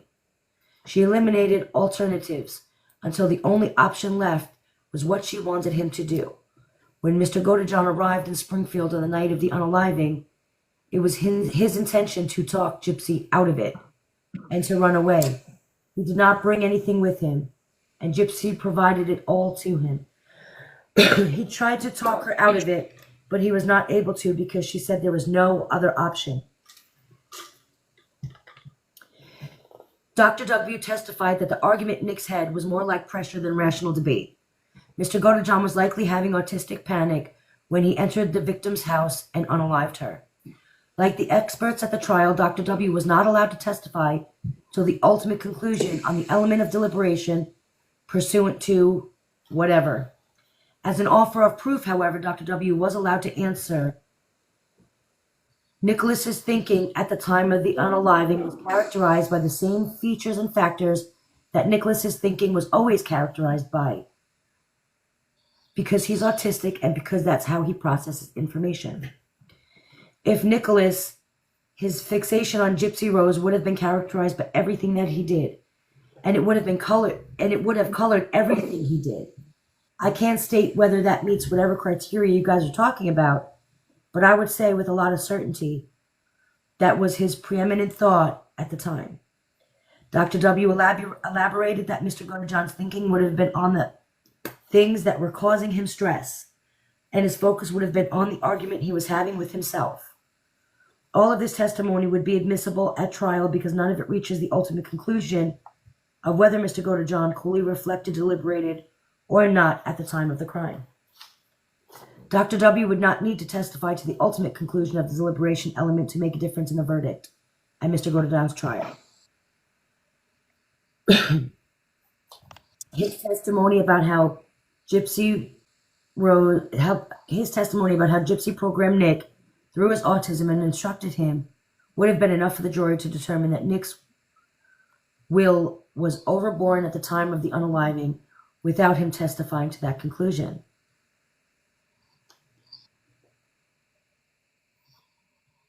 The prosecutor stated at Mr. GODEJOHN'S post-conviction hearing that the state offered plea bargains to Nick to plead guilty to unaliving in the second degree with a life sentence, and the prosecutor had taken Mr. GODEJOHN'S mitigating circumstances into effect when he extended those offers to Mr. GODEJOHN.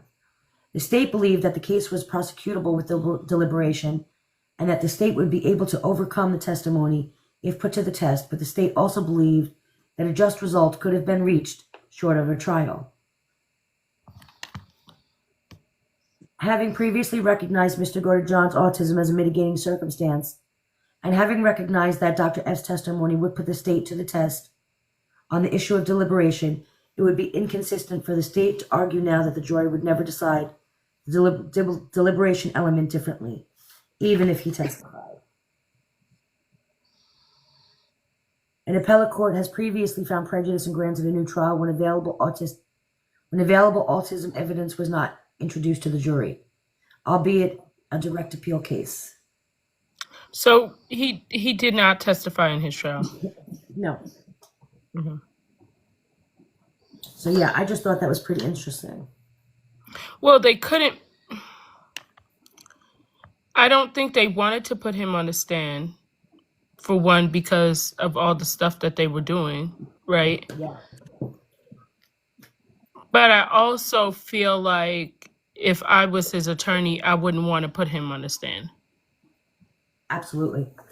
He wouldn't be able Because to. if the DA that, yeah, it would have been, because that would have went left. Yeah, absolutely. It would have went left. Without a doubt. I don't feel like that's something where he doesn't have the ability to break down the question and understand what they're actually answering. Exactly. He's going to answer at face value, and so they'll be able to trick him into saying whatever they want, pretty much. That's exactly what that is. Yeah. That's why I personally would not have.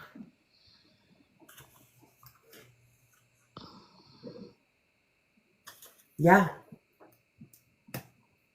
Because I feel like there's no way you can't win it. Nope.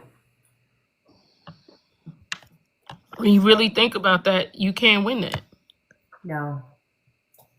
You can't. If he was No, yeah. It's impossible. Yeah. And I think he would have also been nervous. He would have been, I don't know about nervous. He would have been easily confused. And he will answer the question. Yeah, because he takes everything for face value. So the way he would have received those questions would not have likely benefited him. Just like he answered them at face value during his interrogation. Mm-hmm. So yeah, he didn't understand. I really because don't that believe went it. left. Yeah. His interrogation went totally left. It's really such an unfortunate situation because when you just look at how he was like so doomed. Yeah. I couldn't imagine like going up against a situation, not even really realizing like how much I'm screwed. Mm-hmm. You know what I'm saying? Like, my bad. Just, knowing like how much you're doomed because he was very much doomed. Yeah. Yeah. And on another level, because there was no... And I really don't think that he knew what he was up against at all. Mm-mm. Nope. He really didn't. But you may be right. Like attorney probably knows he knows something, and his attorney's probably like, nah, hold on to it. That will be your one last boom, and you kind of force them. Because I think the only reason why I think he hasn't done that is to try to keep Gypsy out of it. See, I like the fact that they allowed him to make his statement at the end. He made his statement, and he was able to write it down and read what his statement was. They were able to go over it. Definitely not to cross-examine, though. I mean, definitely not to put him on the stand. No. You're right. He would have been easily confused because why wouldn't he be? Yeah. Like, it's too easy for him to be easily confused just on the basis of he's going to take questions literal, and they're going to make the questions, like, they're specifically questioning you to confuse you. Yeah. Yep. So that's a no-win situation if he would have went on the stand, and that is likely why. But honestly, I think maybe at this point he would have at least had a better shot on the stand. Yeah. Just based on seeing how things went, you know, if maybe they really saw him where, like, seeing him speak, it would have kind of been like, okay, come on, y'all, who manipulated who for real? Yeah. You get what I'm saying? Like, I feel like that's the only thing that I think may have given him some hope. So I think maybe him not going on the stand might have, because if you could see that he was easily confused and didn't know what was going on, you're kind of like, damn, am I going to keep going? Because this is like messing with a toddler and asking them college questions. Yeah. You know, it only make you look like shit. Like, you know what I'm saying? Like, so it makes you kind of wonder if maybe that could have possibly helped him. Yeah. Because considering what Gypsy had said, like, that's something that you have to take into consideration. Gypsy was saying he didn't, at that time, she didn't believe that he deserved more than 15 years. She said that she felt like he should just have a little bit more time than what he had. So I think, like, if he went on the stand, considering she said that. Yeah. Because I think the jury might have felt kind of bad. If he would have took the stand, no, because they would have known something was wrong. They would have went in there already feeling like they knew he was guilty, I feel like. But I think if you hear him, think about us, okay? When I watched the interrogation, all I remembered was... when you're coming out already thinking that he's guilty and already having that bias against him, let's be real, I'd be like, dude, he's playing. Look at him playing. Oh, he's trying to act all innocent. Like, nah, you know he ain't playing. Like, you hear it. You can't play. I think they already had it in their head that he was this person. I don't think that was changing their mind. But I hear what you're saying, but I also want you to keep in mind that most people are very visual. And when you see things, okay, for example, up until this point, I was like, oh, Christy the villain just as much as Gypsy. But once I saw in black and white, she was like this since she was 6, I was like, well... Yeah. Right? So I think... I just feel like it was a roll of the dice, and it would have been... I think I would have rolled the dice with him going on the stand. No. Because what could he have got? More life? Well, yeah, but I mean, if you're sitting there trying to save the trial, if they did that, I think that would have been... What at this point? See, at this point, it's one thing to say that. They didn't let them bring in any of this evidence. During the trial, you're not even going to risk that. Yeah, but they didn't let him bring in any evidence. Right. Right. So you're already down. Yeah, but you don't throw it away. You can't just throw in the towel because you're feeling defeated. If you put him on the stand, it's a possibility that you're not throwing it because you're pulling at There's heartstrings. also a possibility that closes the case since he says something that he didn't mean to. I would have took my chances at that point, considering they would not let me bring. I feel like that would be you're playing that would be the fact you that were rolling the dice anyway. Like, listen, okay. Just hear me out. Just hear me. Would that show competency as a defense Ivory, attorney? just hear me out real quick. That would have shown a massive lack of confidence. Just hear me out real quick. If the odds are already stacked against me, they would not let me bring in evidence of his autism and his low IQ, right? I would have put him on the stand. Mm-hmm. No, just hear me out. No, listen, just hear me out first. It's a strategy, right? Because the reality is we are visual. Right. Even if just hear me out. Just hear me out. How many times do they put somebody on the stand that they feel like, even Amber Geiger, everybody knew she was guilty. They put her on the stand. They're allowed to speak if they want to. That's their right. They can testify. They're allowed to testify. A lawyer can't say you're not going to testify. Everyone is entitled to testify at their trial.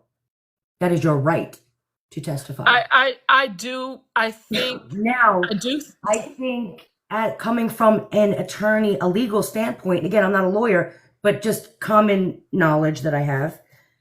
It would be a show of a lack of competency. But you're not. You have to sit there. If you know it can go that wrong, that he can incriminate himself, and you do that to him. I want you to hear me. No, but even here's the thing. He already did that in the interrogation, right? They would not let you bring in any proof of his disability. Right. None. Right. So these people never got a chance to even come to that. You're talking about to see a state disability. Not the fact that they did see that he had a disability. Right. But they did not allow him, like the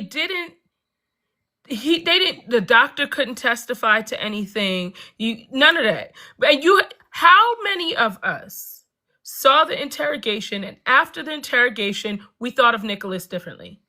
So I agree. Well, most of us.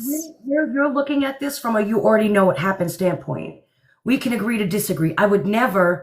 I have an obligation to do the best, and if something can turn out that much worse, no, I wouldn't as a lawyer. You're looking at just the facts of it, but it comes to a point as an attorney, right?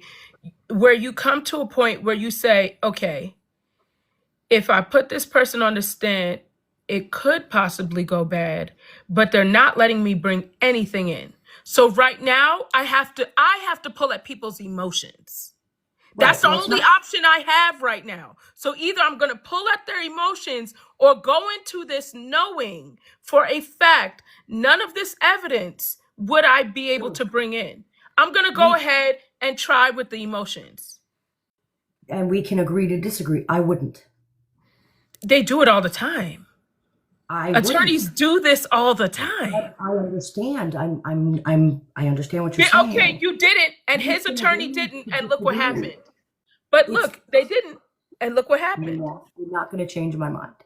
We can agree to disagree. I would not. Yeah. We can incriminate him even more. And you don't know the outcome of a case until a jury decides and deliberates. So then, if you're going into a case being like, oh my gosh, man, I'm going to lose this. I'm not even going to try. I'm just going to roll the dice and see where this gets me. I don't play like that. Okay. They would not, hear me out. They wouldn't change the venue. They wouldn't let me bring in the video of Gypsy showing. No, hold on. Just hear me out. Just hear me out. You're wrong. It's not that they wouldn't let him change the venue. It's the defense attorney. His attorney did not request a change of venue. Listen, but he's already messed up. But even if he did, these people are already on HBO. They done already got paid. It didn't Right. matter whether he did. That wasn't going to change. And believe me, he knew that, right? Me knowing this, right?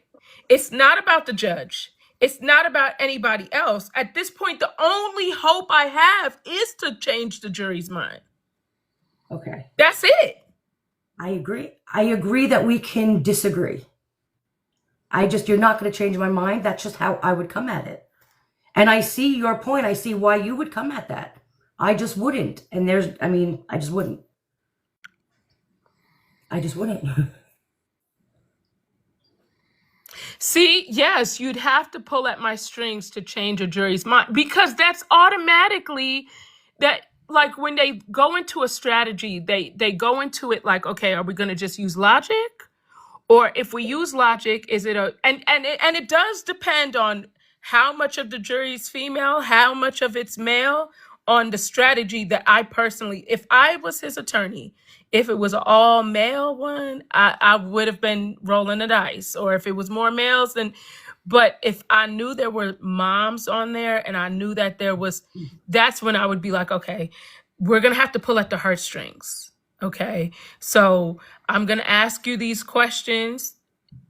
I want you to run me through your childhood. I want you to tell me, these questions that I'm going to ask are going to be very specific to where you are able to tell me, okay, yeah, I had a troubled childhood. Yes, I did go through, like, there was abuse in my household. Like, I did experience these things, and I did think that I was finding love. Like, sometimes that emotion has to show, because if I'm not able to present certain things, I have to rely on people's emotions. And even with content, like when you're creating content, right? If you're not learning something, it has to pull on emotions, or it has to make you feel good, or it has to make you feel like you have to do something, right? And I feel like everything else was against him. And the jury was the only hope that they had. Like, right. But until the jury deliberates, you don't know what they're thinking. But you knew the odds were against you because everything was already against you. The odds were against him, the lawyer, because the lawyer wasn't acting competently. But listen, so that would have, me, no matter what his lawyer did, it was done, Ivory. That was done. The keys to it was only the jury. No matter what his attorney did, it was done. Okay, so we don't know what the outcome is going to be. Either way, we're going to agree to disagree. That's going to be it. We're going to, and there's nothing wrong with that. We're just going to agree to disagree. I don't think like that. But that's what makes us two separate people, and that's what makes people go at things differently. I would have probably handled it more safe, and you would have rolled the dice, and that, you know what I mean? That's what makes it. No, you're saying you would have played it more safe with all the circumstances you already had. Yes. Would I allow him to get up there and possibly incriminate himself to the point where he wouldn't have had a chance? Yeah, I wouldn't have. Because what if he got up there and he said, well, no, I decided I just wanted to do it because I wanted to know how to kill. No, but he wasn't going to say that, because that's not. But he wasn't going to say that because cross-examination. No, but you No, he can't not say what they would have or would not have. He would not have said that, though. How do you know? And Ivory, let's be real. Let's be real. When you are going into a trial and you know you are going to put your person up on the stand, you are rehearsing every possible question and every possible answer that you could answer. So no, they're not going to go up there and say, oh no, I just wanted to. No, this is something that you have already went through. Okay. We're going to agree to disagree. The man was vulnerable and couldn't learn that way anyway, right? So how were they He did learn that way because that's how Gypsy got him to play Victor. Right, but you're going to sit there and years of manipulation to get him to answer trial questions correctly? So again, we're just going to agree to disagree. You're never going to get me to change my mind. You're not. So, On that note, that's what makes lawyers different, and that's what makes people different. They look at things from different perspectives. They handle things differently. So I'll tell you this. I guarantee you I would have got him off. Not all the way. He would have got less time. And he would have had to go to a center or something like stipulations. But I would have played on the jury's heartstrings. I would have asked very strategic questions to get answers that, even though they didn't allow me to bring that in, he would have answered about his life. okay, fair enough. You win. Is that what you need? What you need to hear? That's fine. You won. You got him off. I got him life.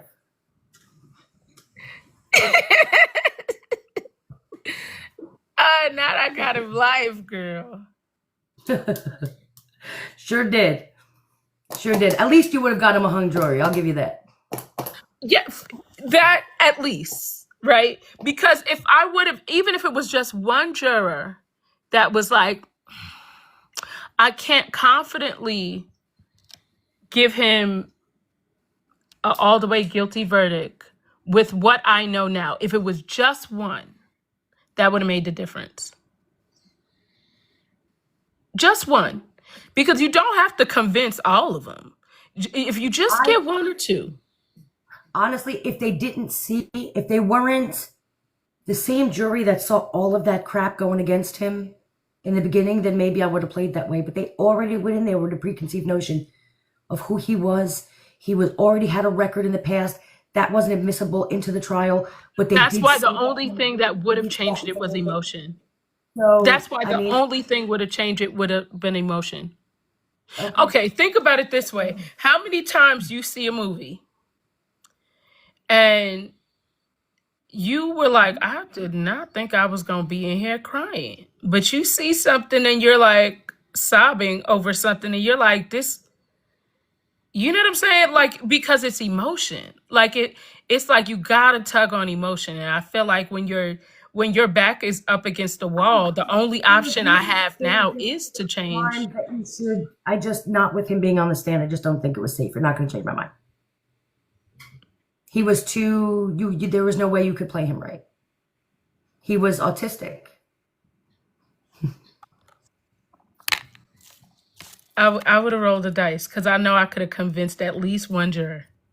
I would have rolled the dice. Now, if it was a judge, I wouldn't roll the dice because they're used to dealing with that. But a jury, I think I would have rolled the dice. I think I would have took my chance. I mean, again, this is with what I've been presented, right? So I don't, there could have been even more that was said in there, right? But because even when you think about all of us, right, when it comes to this,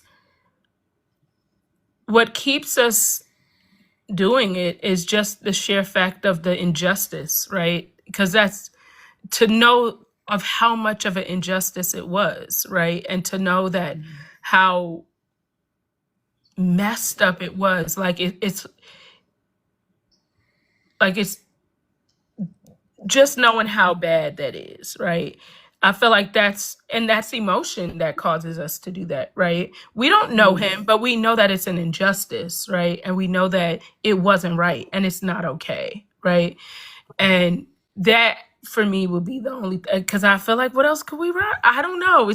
I get where you're coming from, like the safe route, but then I also feel like I'm also someone that would roll the dice. So I will give you that, where I get where you're coming from. You're like, okay, this is more on the safer side. But I think I would have rolled the dice. I think I would have, and maybe I would have regretted later, but I think I would have rolled the dice and seen, like, if I could have asked enough questions that I feel like maybe I could have made one person think, was this an injustice? Mm-hmm. You know, and what I do think would be very interesting is if any of the jurors that were on um, this trial, if they know what they know now, how would that have impacted their decision? I would love to talk to one of the jurors. Hmm. I really would like to have a discussion with one of them just to see what their frame of mind is when they entered. If what everyone is saying is the truth, like as far as the paperwork, like did you already have a judgment walking into it? Did the publicity of it all really play that much of a role? Because I'm not going to be honest, it probably would have with me. I don't know that I can be unbiased at that point just because of the amount of information and how it was being jammed down everyone's throat. So I would absolutely love to speak to one of the jurors. Really. Yeah, I think that that would be very impactful because, And you know what? I also think it would give us some Maybe insight. maybe I'll reach out to one of them. Here's a yeah. Is it? Yes. So yeah, I maybe mean, I would love to hear. Um, I just would wonder what could have changed the outcome for them. right. That's the question. You know what I'm Uh, saying? Like that because you know what? Maybe if one of the jurors right, and like this was what I was exposed to, I said that I already had my mind made up. yeah. The jurors could possibly make a difference. Yeah. No, and that's honestly I speaking, agree. because how many times have you seen a jury say, "Oh, we weren't privy to that. They never. That was not." There was a You know, and the lot real they left facts of out. it, right? So I that could be A really the interesting thing. conversation. Yeah. Yeah, like that could be because I think I know if I was a jury on that trial, I would feel like there was a major injustice on the fact that I wasn't privy to the information that I should have been privy to. Hmm. And that would be what would make me say, okay, this is wrong Yeah. because you knew this information. The DA knew this information. Y'all withheld this, and you had us send this man to prison for life Hmm. when you knew that this was not what you wanted me to believe it was. Right. And not only was it not that, 2 days before the trial, the DA is in the Giving documentary. interviews. Yeah. No, Hmm. the fact that the DA was in the documentary, Where they already spoke negatively about him. I don't, you know what I mean? Yeah. like that's why I say there was no win like that. And I think that's what makes me, because I know that there was all that there. The only hope I feel like I would have is to try the heartstrings, because I just feel like all the odds were stacked against. And Nicholas never really got the closing statement. I mean, the closing statement for sentencing, but that wasn't, and even then, but that's a judge. You know what I'm saying? Like, I think a jury, you would have a little more of a, because, you know, these are everyday people walking around. You know what I'm saying? Like, that's the only thing I could have thought of. But overall, the whole trial was just honestly corruption at its Absolutely. I agree. core, everything about it, from start to finish. His defense attorney did a lot of unjust things to him as well. Like he didn't even. I even think if he had a better defense attorney. Stacked against him.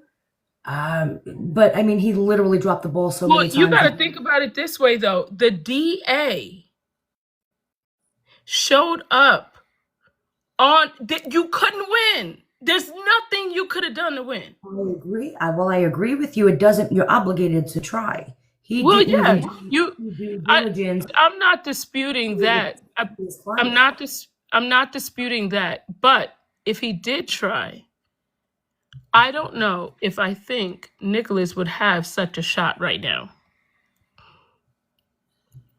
I think that if he tried, if he would have put in a motion to have the venue changed to sequester the jurors, to do any of that, he never questioned any of it. There could have Yeah, been. I mean that should have been done automatically on just a protocol thing, right? But let's be honest, that wouldn't have changed anything. But the request should have happened. Absolutely, I think it would have, because then you're saying No. the fact that the jury was given a chance to see all of that publicity didn't matter. Well, it absolutely did matter. Well, who's making the That's why I think decision? if you Wait, take- but I who's think- making that decision Who's making what decision? on where the venue would have changed, if the venue could change? Well, the court would. What do you mean? No, but who specifically in the court? The judge. The other judge recused himself. Yeah. This judge sitting wasn't. Right. So what does that mean? I'm just saying you don't think that there would be a shot if.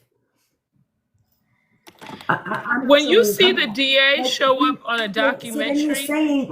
So then you're saying that he wouldn't even have a shot to. So you're saying that if he didn't have a fair shot of, even with the jury having no. They were relying. And then there was a change of venue. He would have had some kind of shot. Yeah, he would have. They wouldn't have changed the venue. They were not going to. That judge wasn't going to change the venue.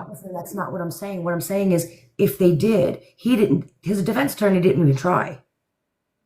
Right. But if they did, then that would have made a difference. I firmly believe that. Nah, because that judge wouldn't have recused himself. That judge recused himself because he knew they wanted him to do something crooked, and he didn't want his name on the line. While I agree, that doesn't have anything to do with the jurors.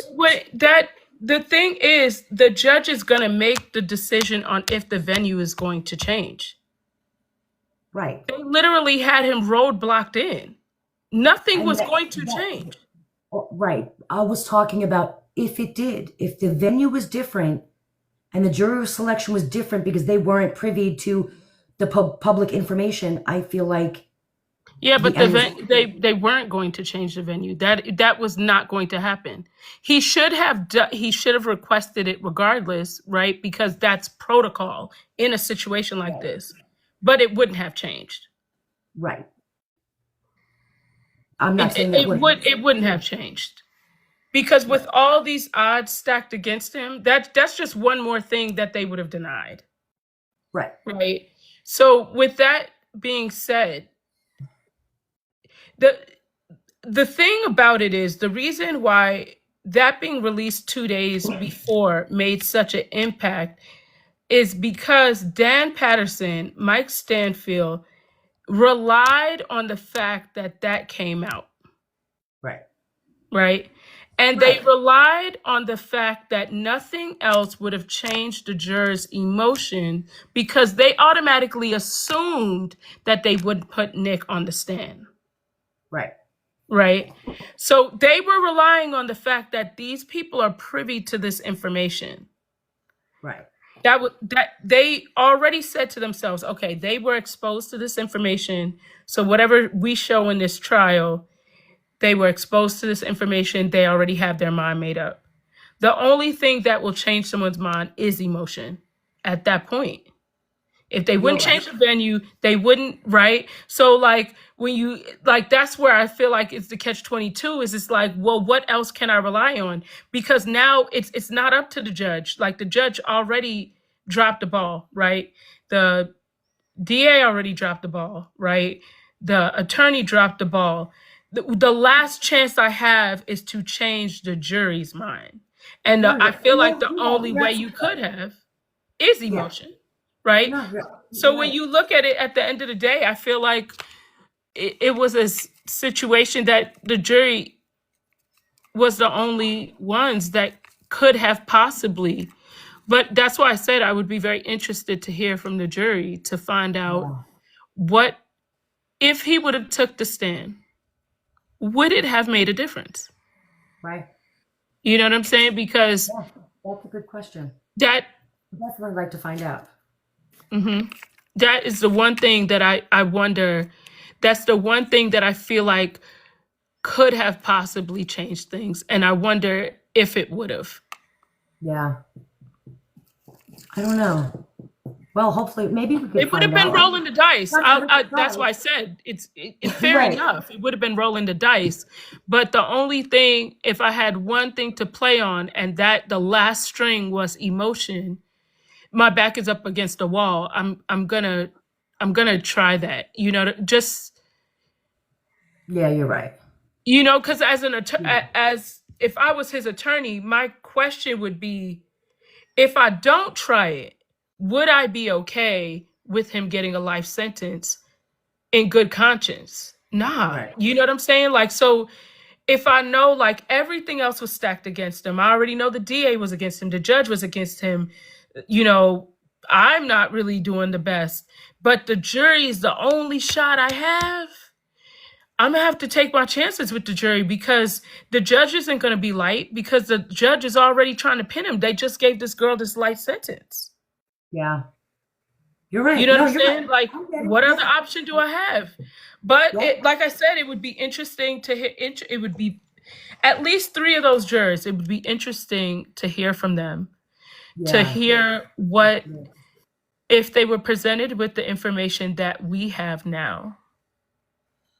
Yeah. You know what I'm saying? Because I just think back to the interrogation. I just remember 1 minute in, I was like, how could anybody say that they didn't know that he had a disability? I think it's very, very clear. And you don't even have to be someone that has been around someone with a disability, but you know what I'm saying? Like, something ain't right. Yeah. Yeah. Like, I and agree. the judge said, at one point, I can't find, I'll have to look for it, but the judge did state that he didn't know anything was wrong with him. So you mean to tell me you've been sitting on a bench for all these years, and I'm pretty sure you're old as hell. You've been sitting on this bench all these years. You've seen all these people come in here with no disabilities and people with disabilities, and you mean to tell me I could watch an interrogation and within 1 minute could tell, but you sitting on the bench all this time and you can't tell? Yeah. You see what I'm saying? Like, it just, that even makes you wonder about the judge. Like, are you really in real life out here judging people and you can't tell? Yeah. Because your whole job is to judge people. Yeah. And you don't know? Yeah. Like, all No, of you're those right. questions come into question, and you would really have to wonder, like, okay, if they put him on the stand, would the judge be able to say, well, damn, something really, I've listened to him talk, like, clearly something ain't all the way right. You know what I'm Yeah. saying? Like, because you got to think, and that was recorded, that was on court TV. Because think about the viewers, they would be like, so you mean to tell me the judge straight up say he don't know? That man just Seriously. was cross-examined for an hour, 2 hours, and you couldn't tell? So I'm starting to think that you should be collecting a permanent disability check too, and you shouldn't be sitting on this bench judging anybody. Yeah. No, that's real. That's just real. You don't like really think about that. Like, you're a judge. We can watch an interrogation and say, something ain't right. I don't know what it is. But you can't. Right. You shouldn't be on the bench. You should not be judging people for a living. Let's just keep it real. Like that, you are the furthest person that should be sitting on a bench making decisions about anybody's life when you can't even tell the difference. Mm-hmm. I agree. You know what? We do need to try and find them jurors, at least two. At At least least yeah. two. What's the worst that can happen? You At get least turned down. two. That would be It's golden. not really anything to try. You never know. You know, my thing is go big or go home. I mean, it would definitely, girl, that would be so, because if something really, if what in my heart I feel like is going to happen really would happen, that would be something writing a book on. Yes, I agree. I agree.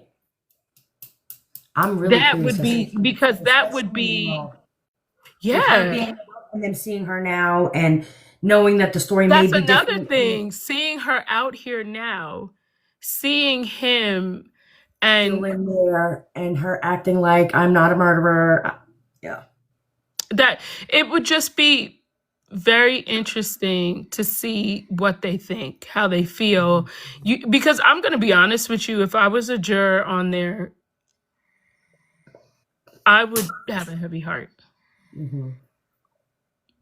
I would truly have a heavy heart, because I would know that I could have made the difference. Yeah. I personally would have been someone trying to do everything that I could to right that wrong. Mm-hmm. Because and that's why I feel like being on a jury is people really should take it serious, because it is you're playing with people's lives. You need to have an education Yeah. behind it, an understanding of what your job actually is, how to disengage and not bring in emotions and personal relate, things like stories of your own and how you can't relate to certain people. So I think it should be a paid position.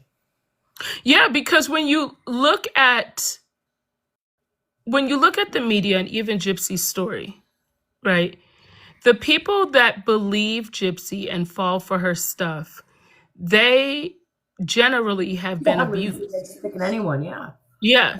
And because they've been abused, they feel like a sense of like camaraderie. And so Yes. yeah. And so their feelings on this situation is based off of their experience. And I feel like when you're judging a situation, like you have to take yourself out of your shoes, out of your experiences, and solely just look at it with a non-bias. And not very many people can do that, because most people relate themselves to every situation, right? But to be able to look at this situation and say, okay, I'm going to put my experience with my mom to the side, or my dad, or because people are making these judgments based off of that, right? I have to be able to put that all the way to the side. I'm going to just look at the facts, right? And look at what I'm presented. Yeah. And based on what they were presented, I could see why they would have found him guilty.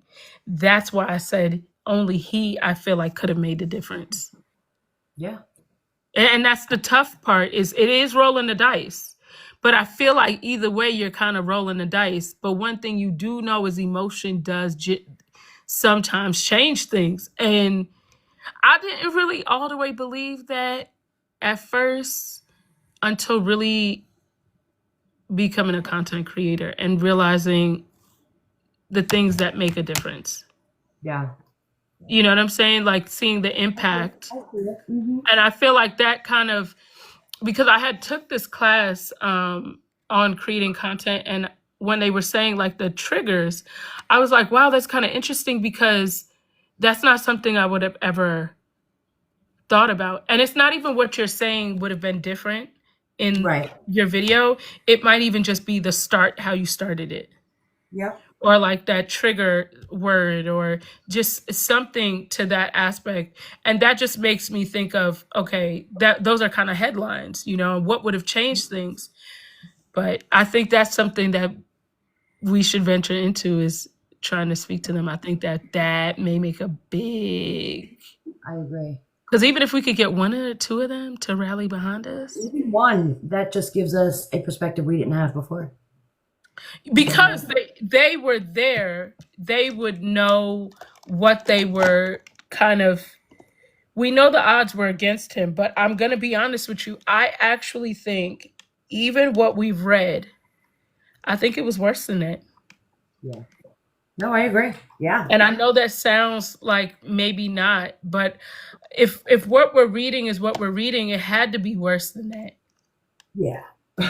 Yep. To actually go through an experience, the real life, there was more to it than what we know. Yeah, so I think that hearing from their perspectives would like enlighten us on how it got there or how they came to that conclusion. Like, did they not want more information? Were they curious about more information?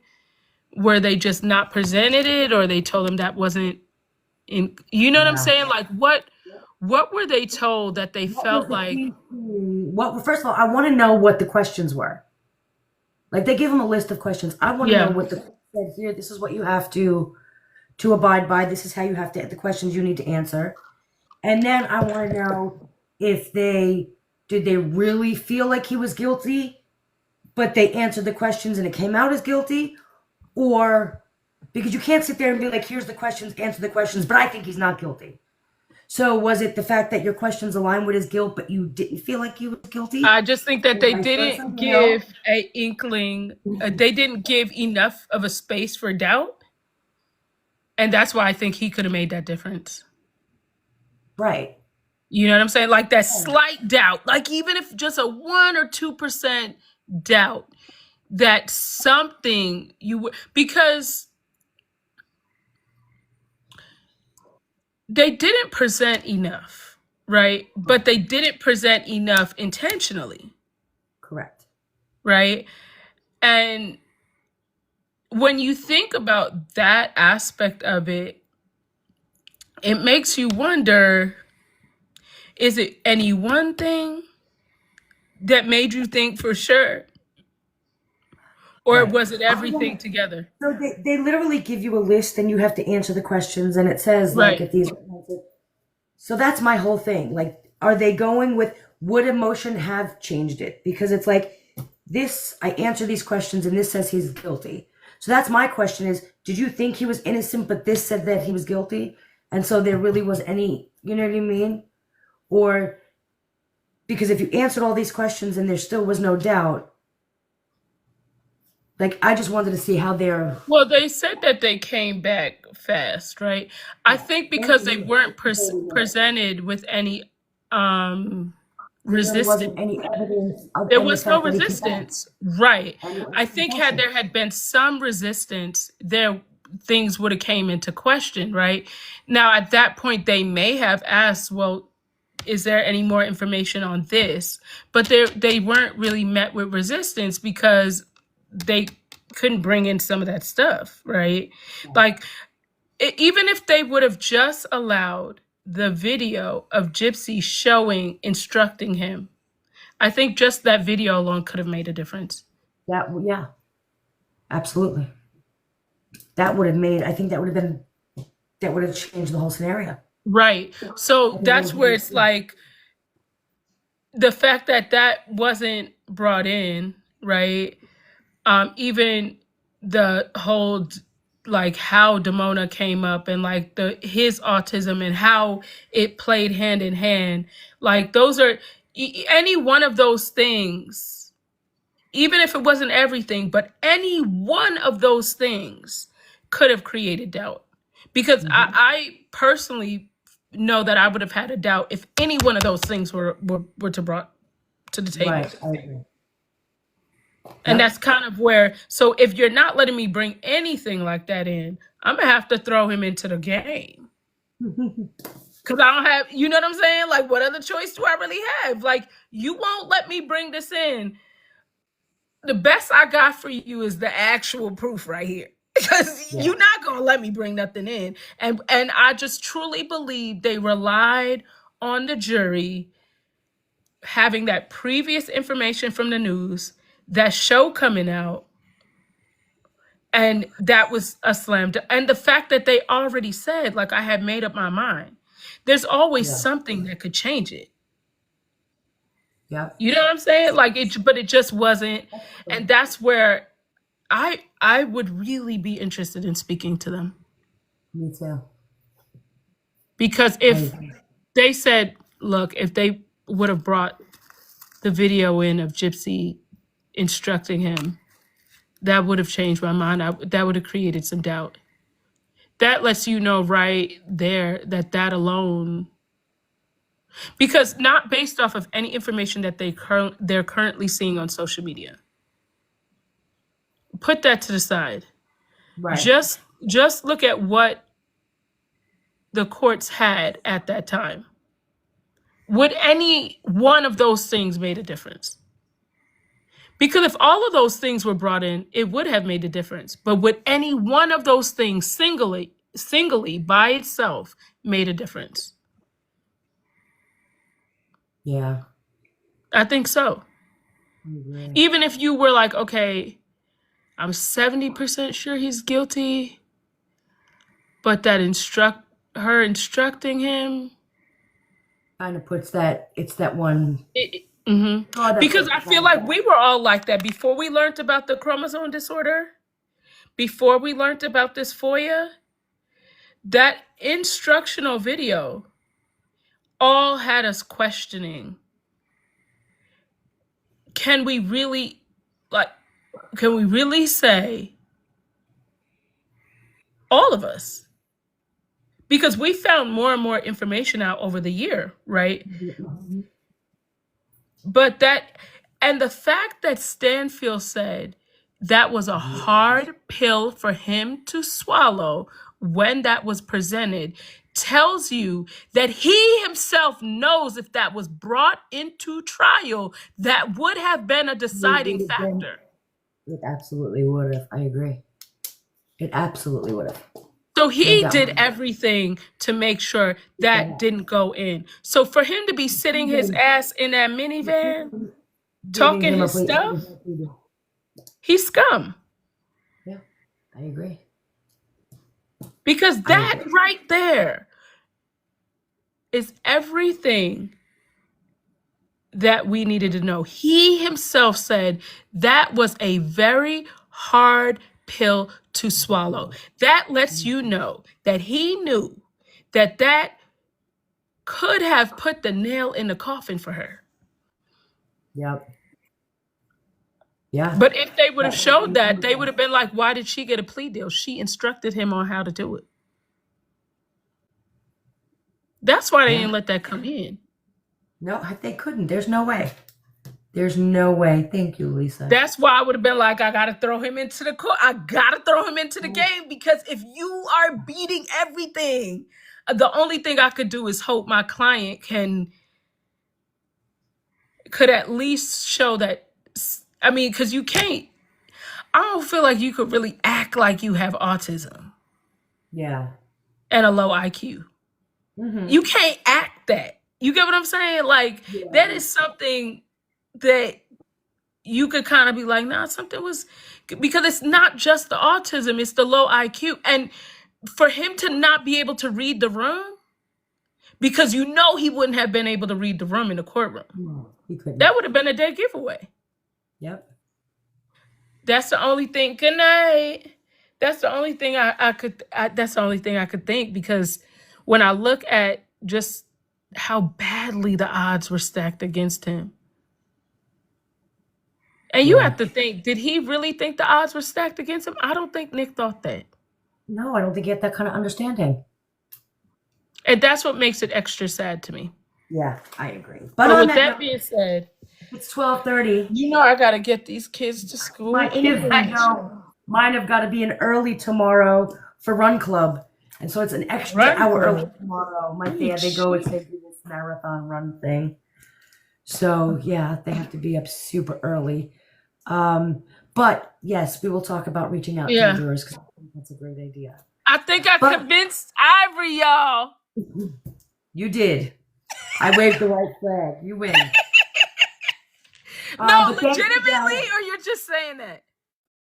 Thank you guys for all of the likes. Nina, thank you for being legitimately, here. or are you just saying that? I love you. We'll both be back here tomorrow at 9 p.m. Eastern. Good night, guys. Ivory, she could play in traffic. I hope she can hear me say that. Bye, y'all. Wait, I gotta get out of here. Let me out!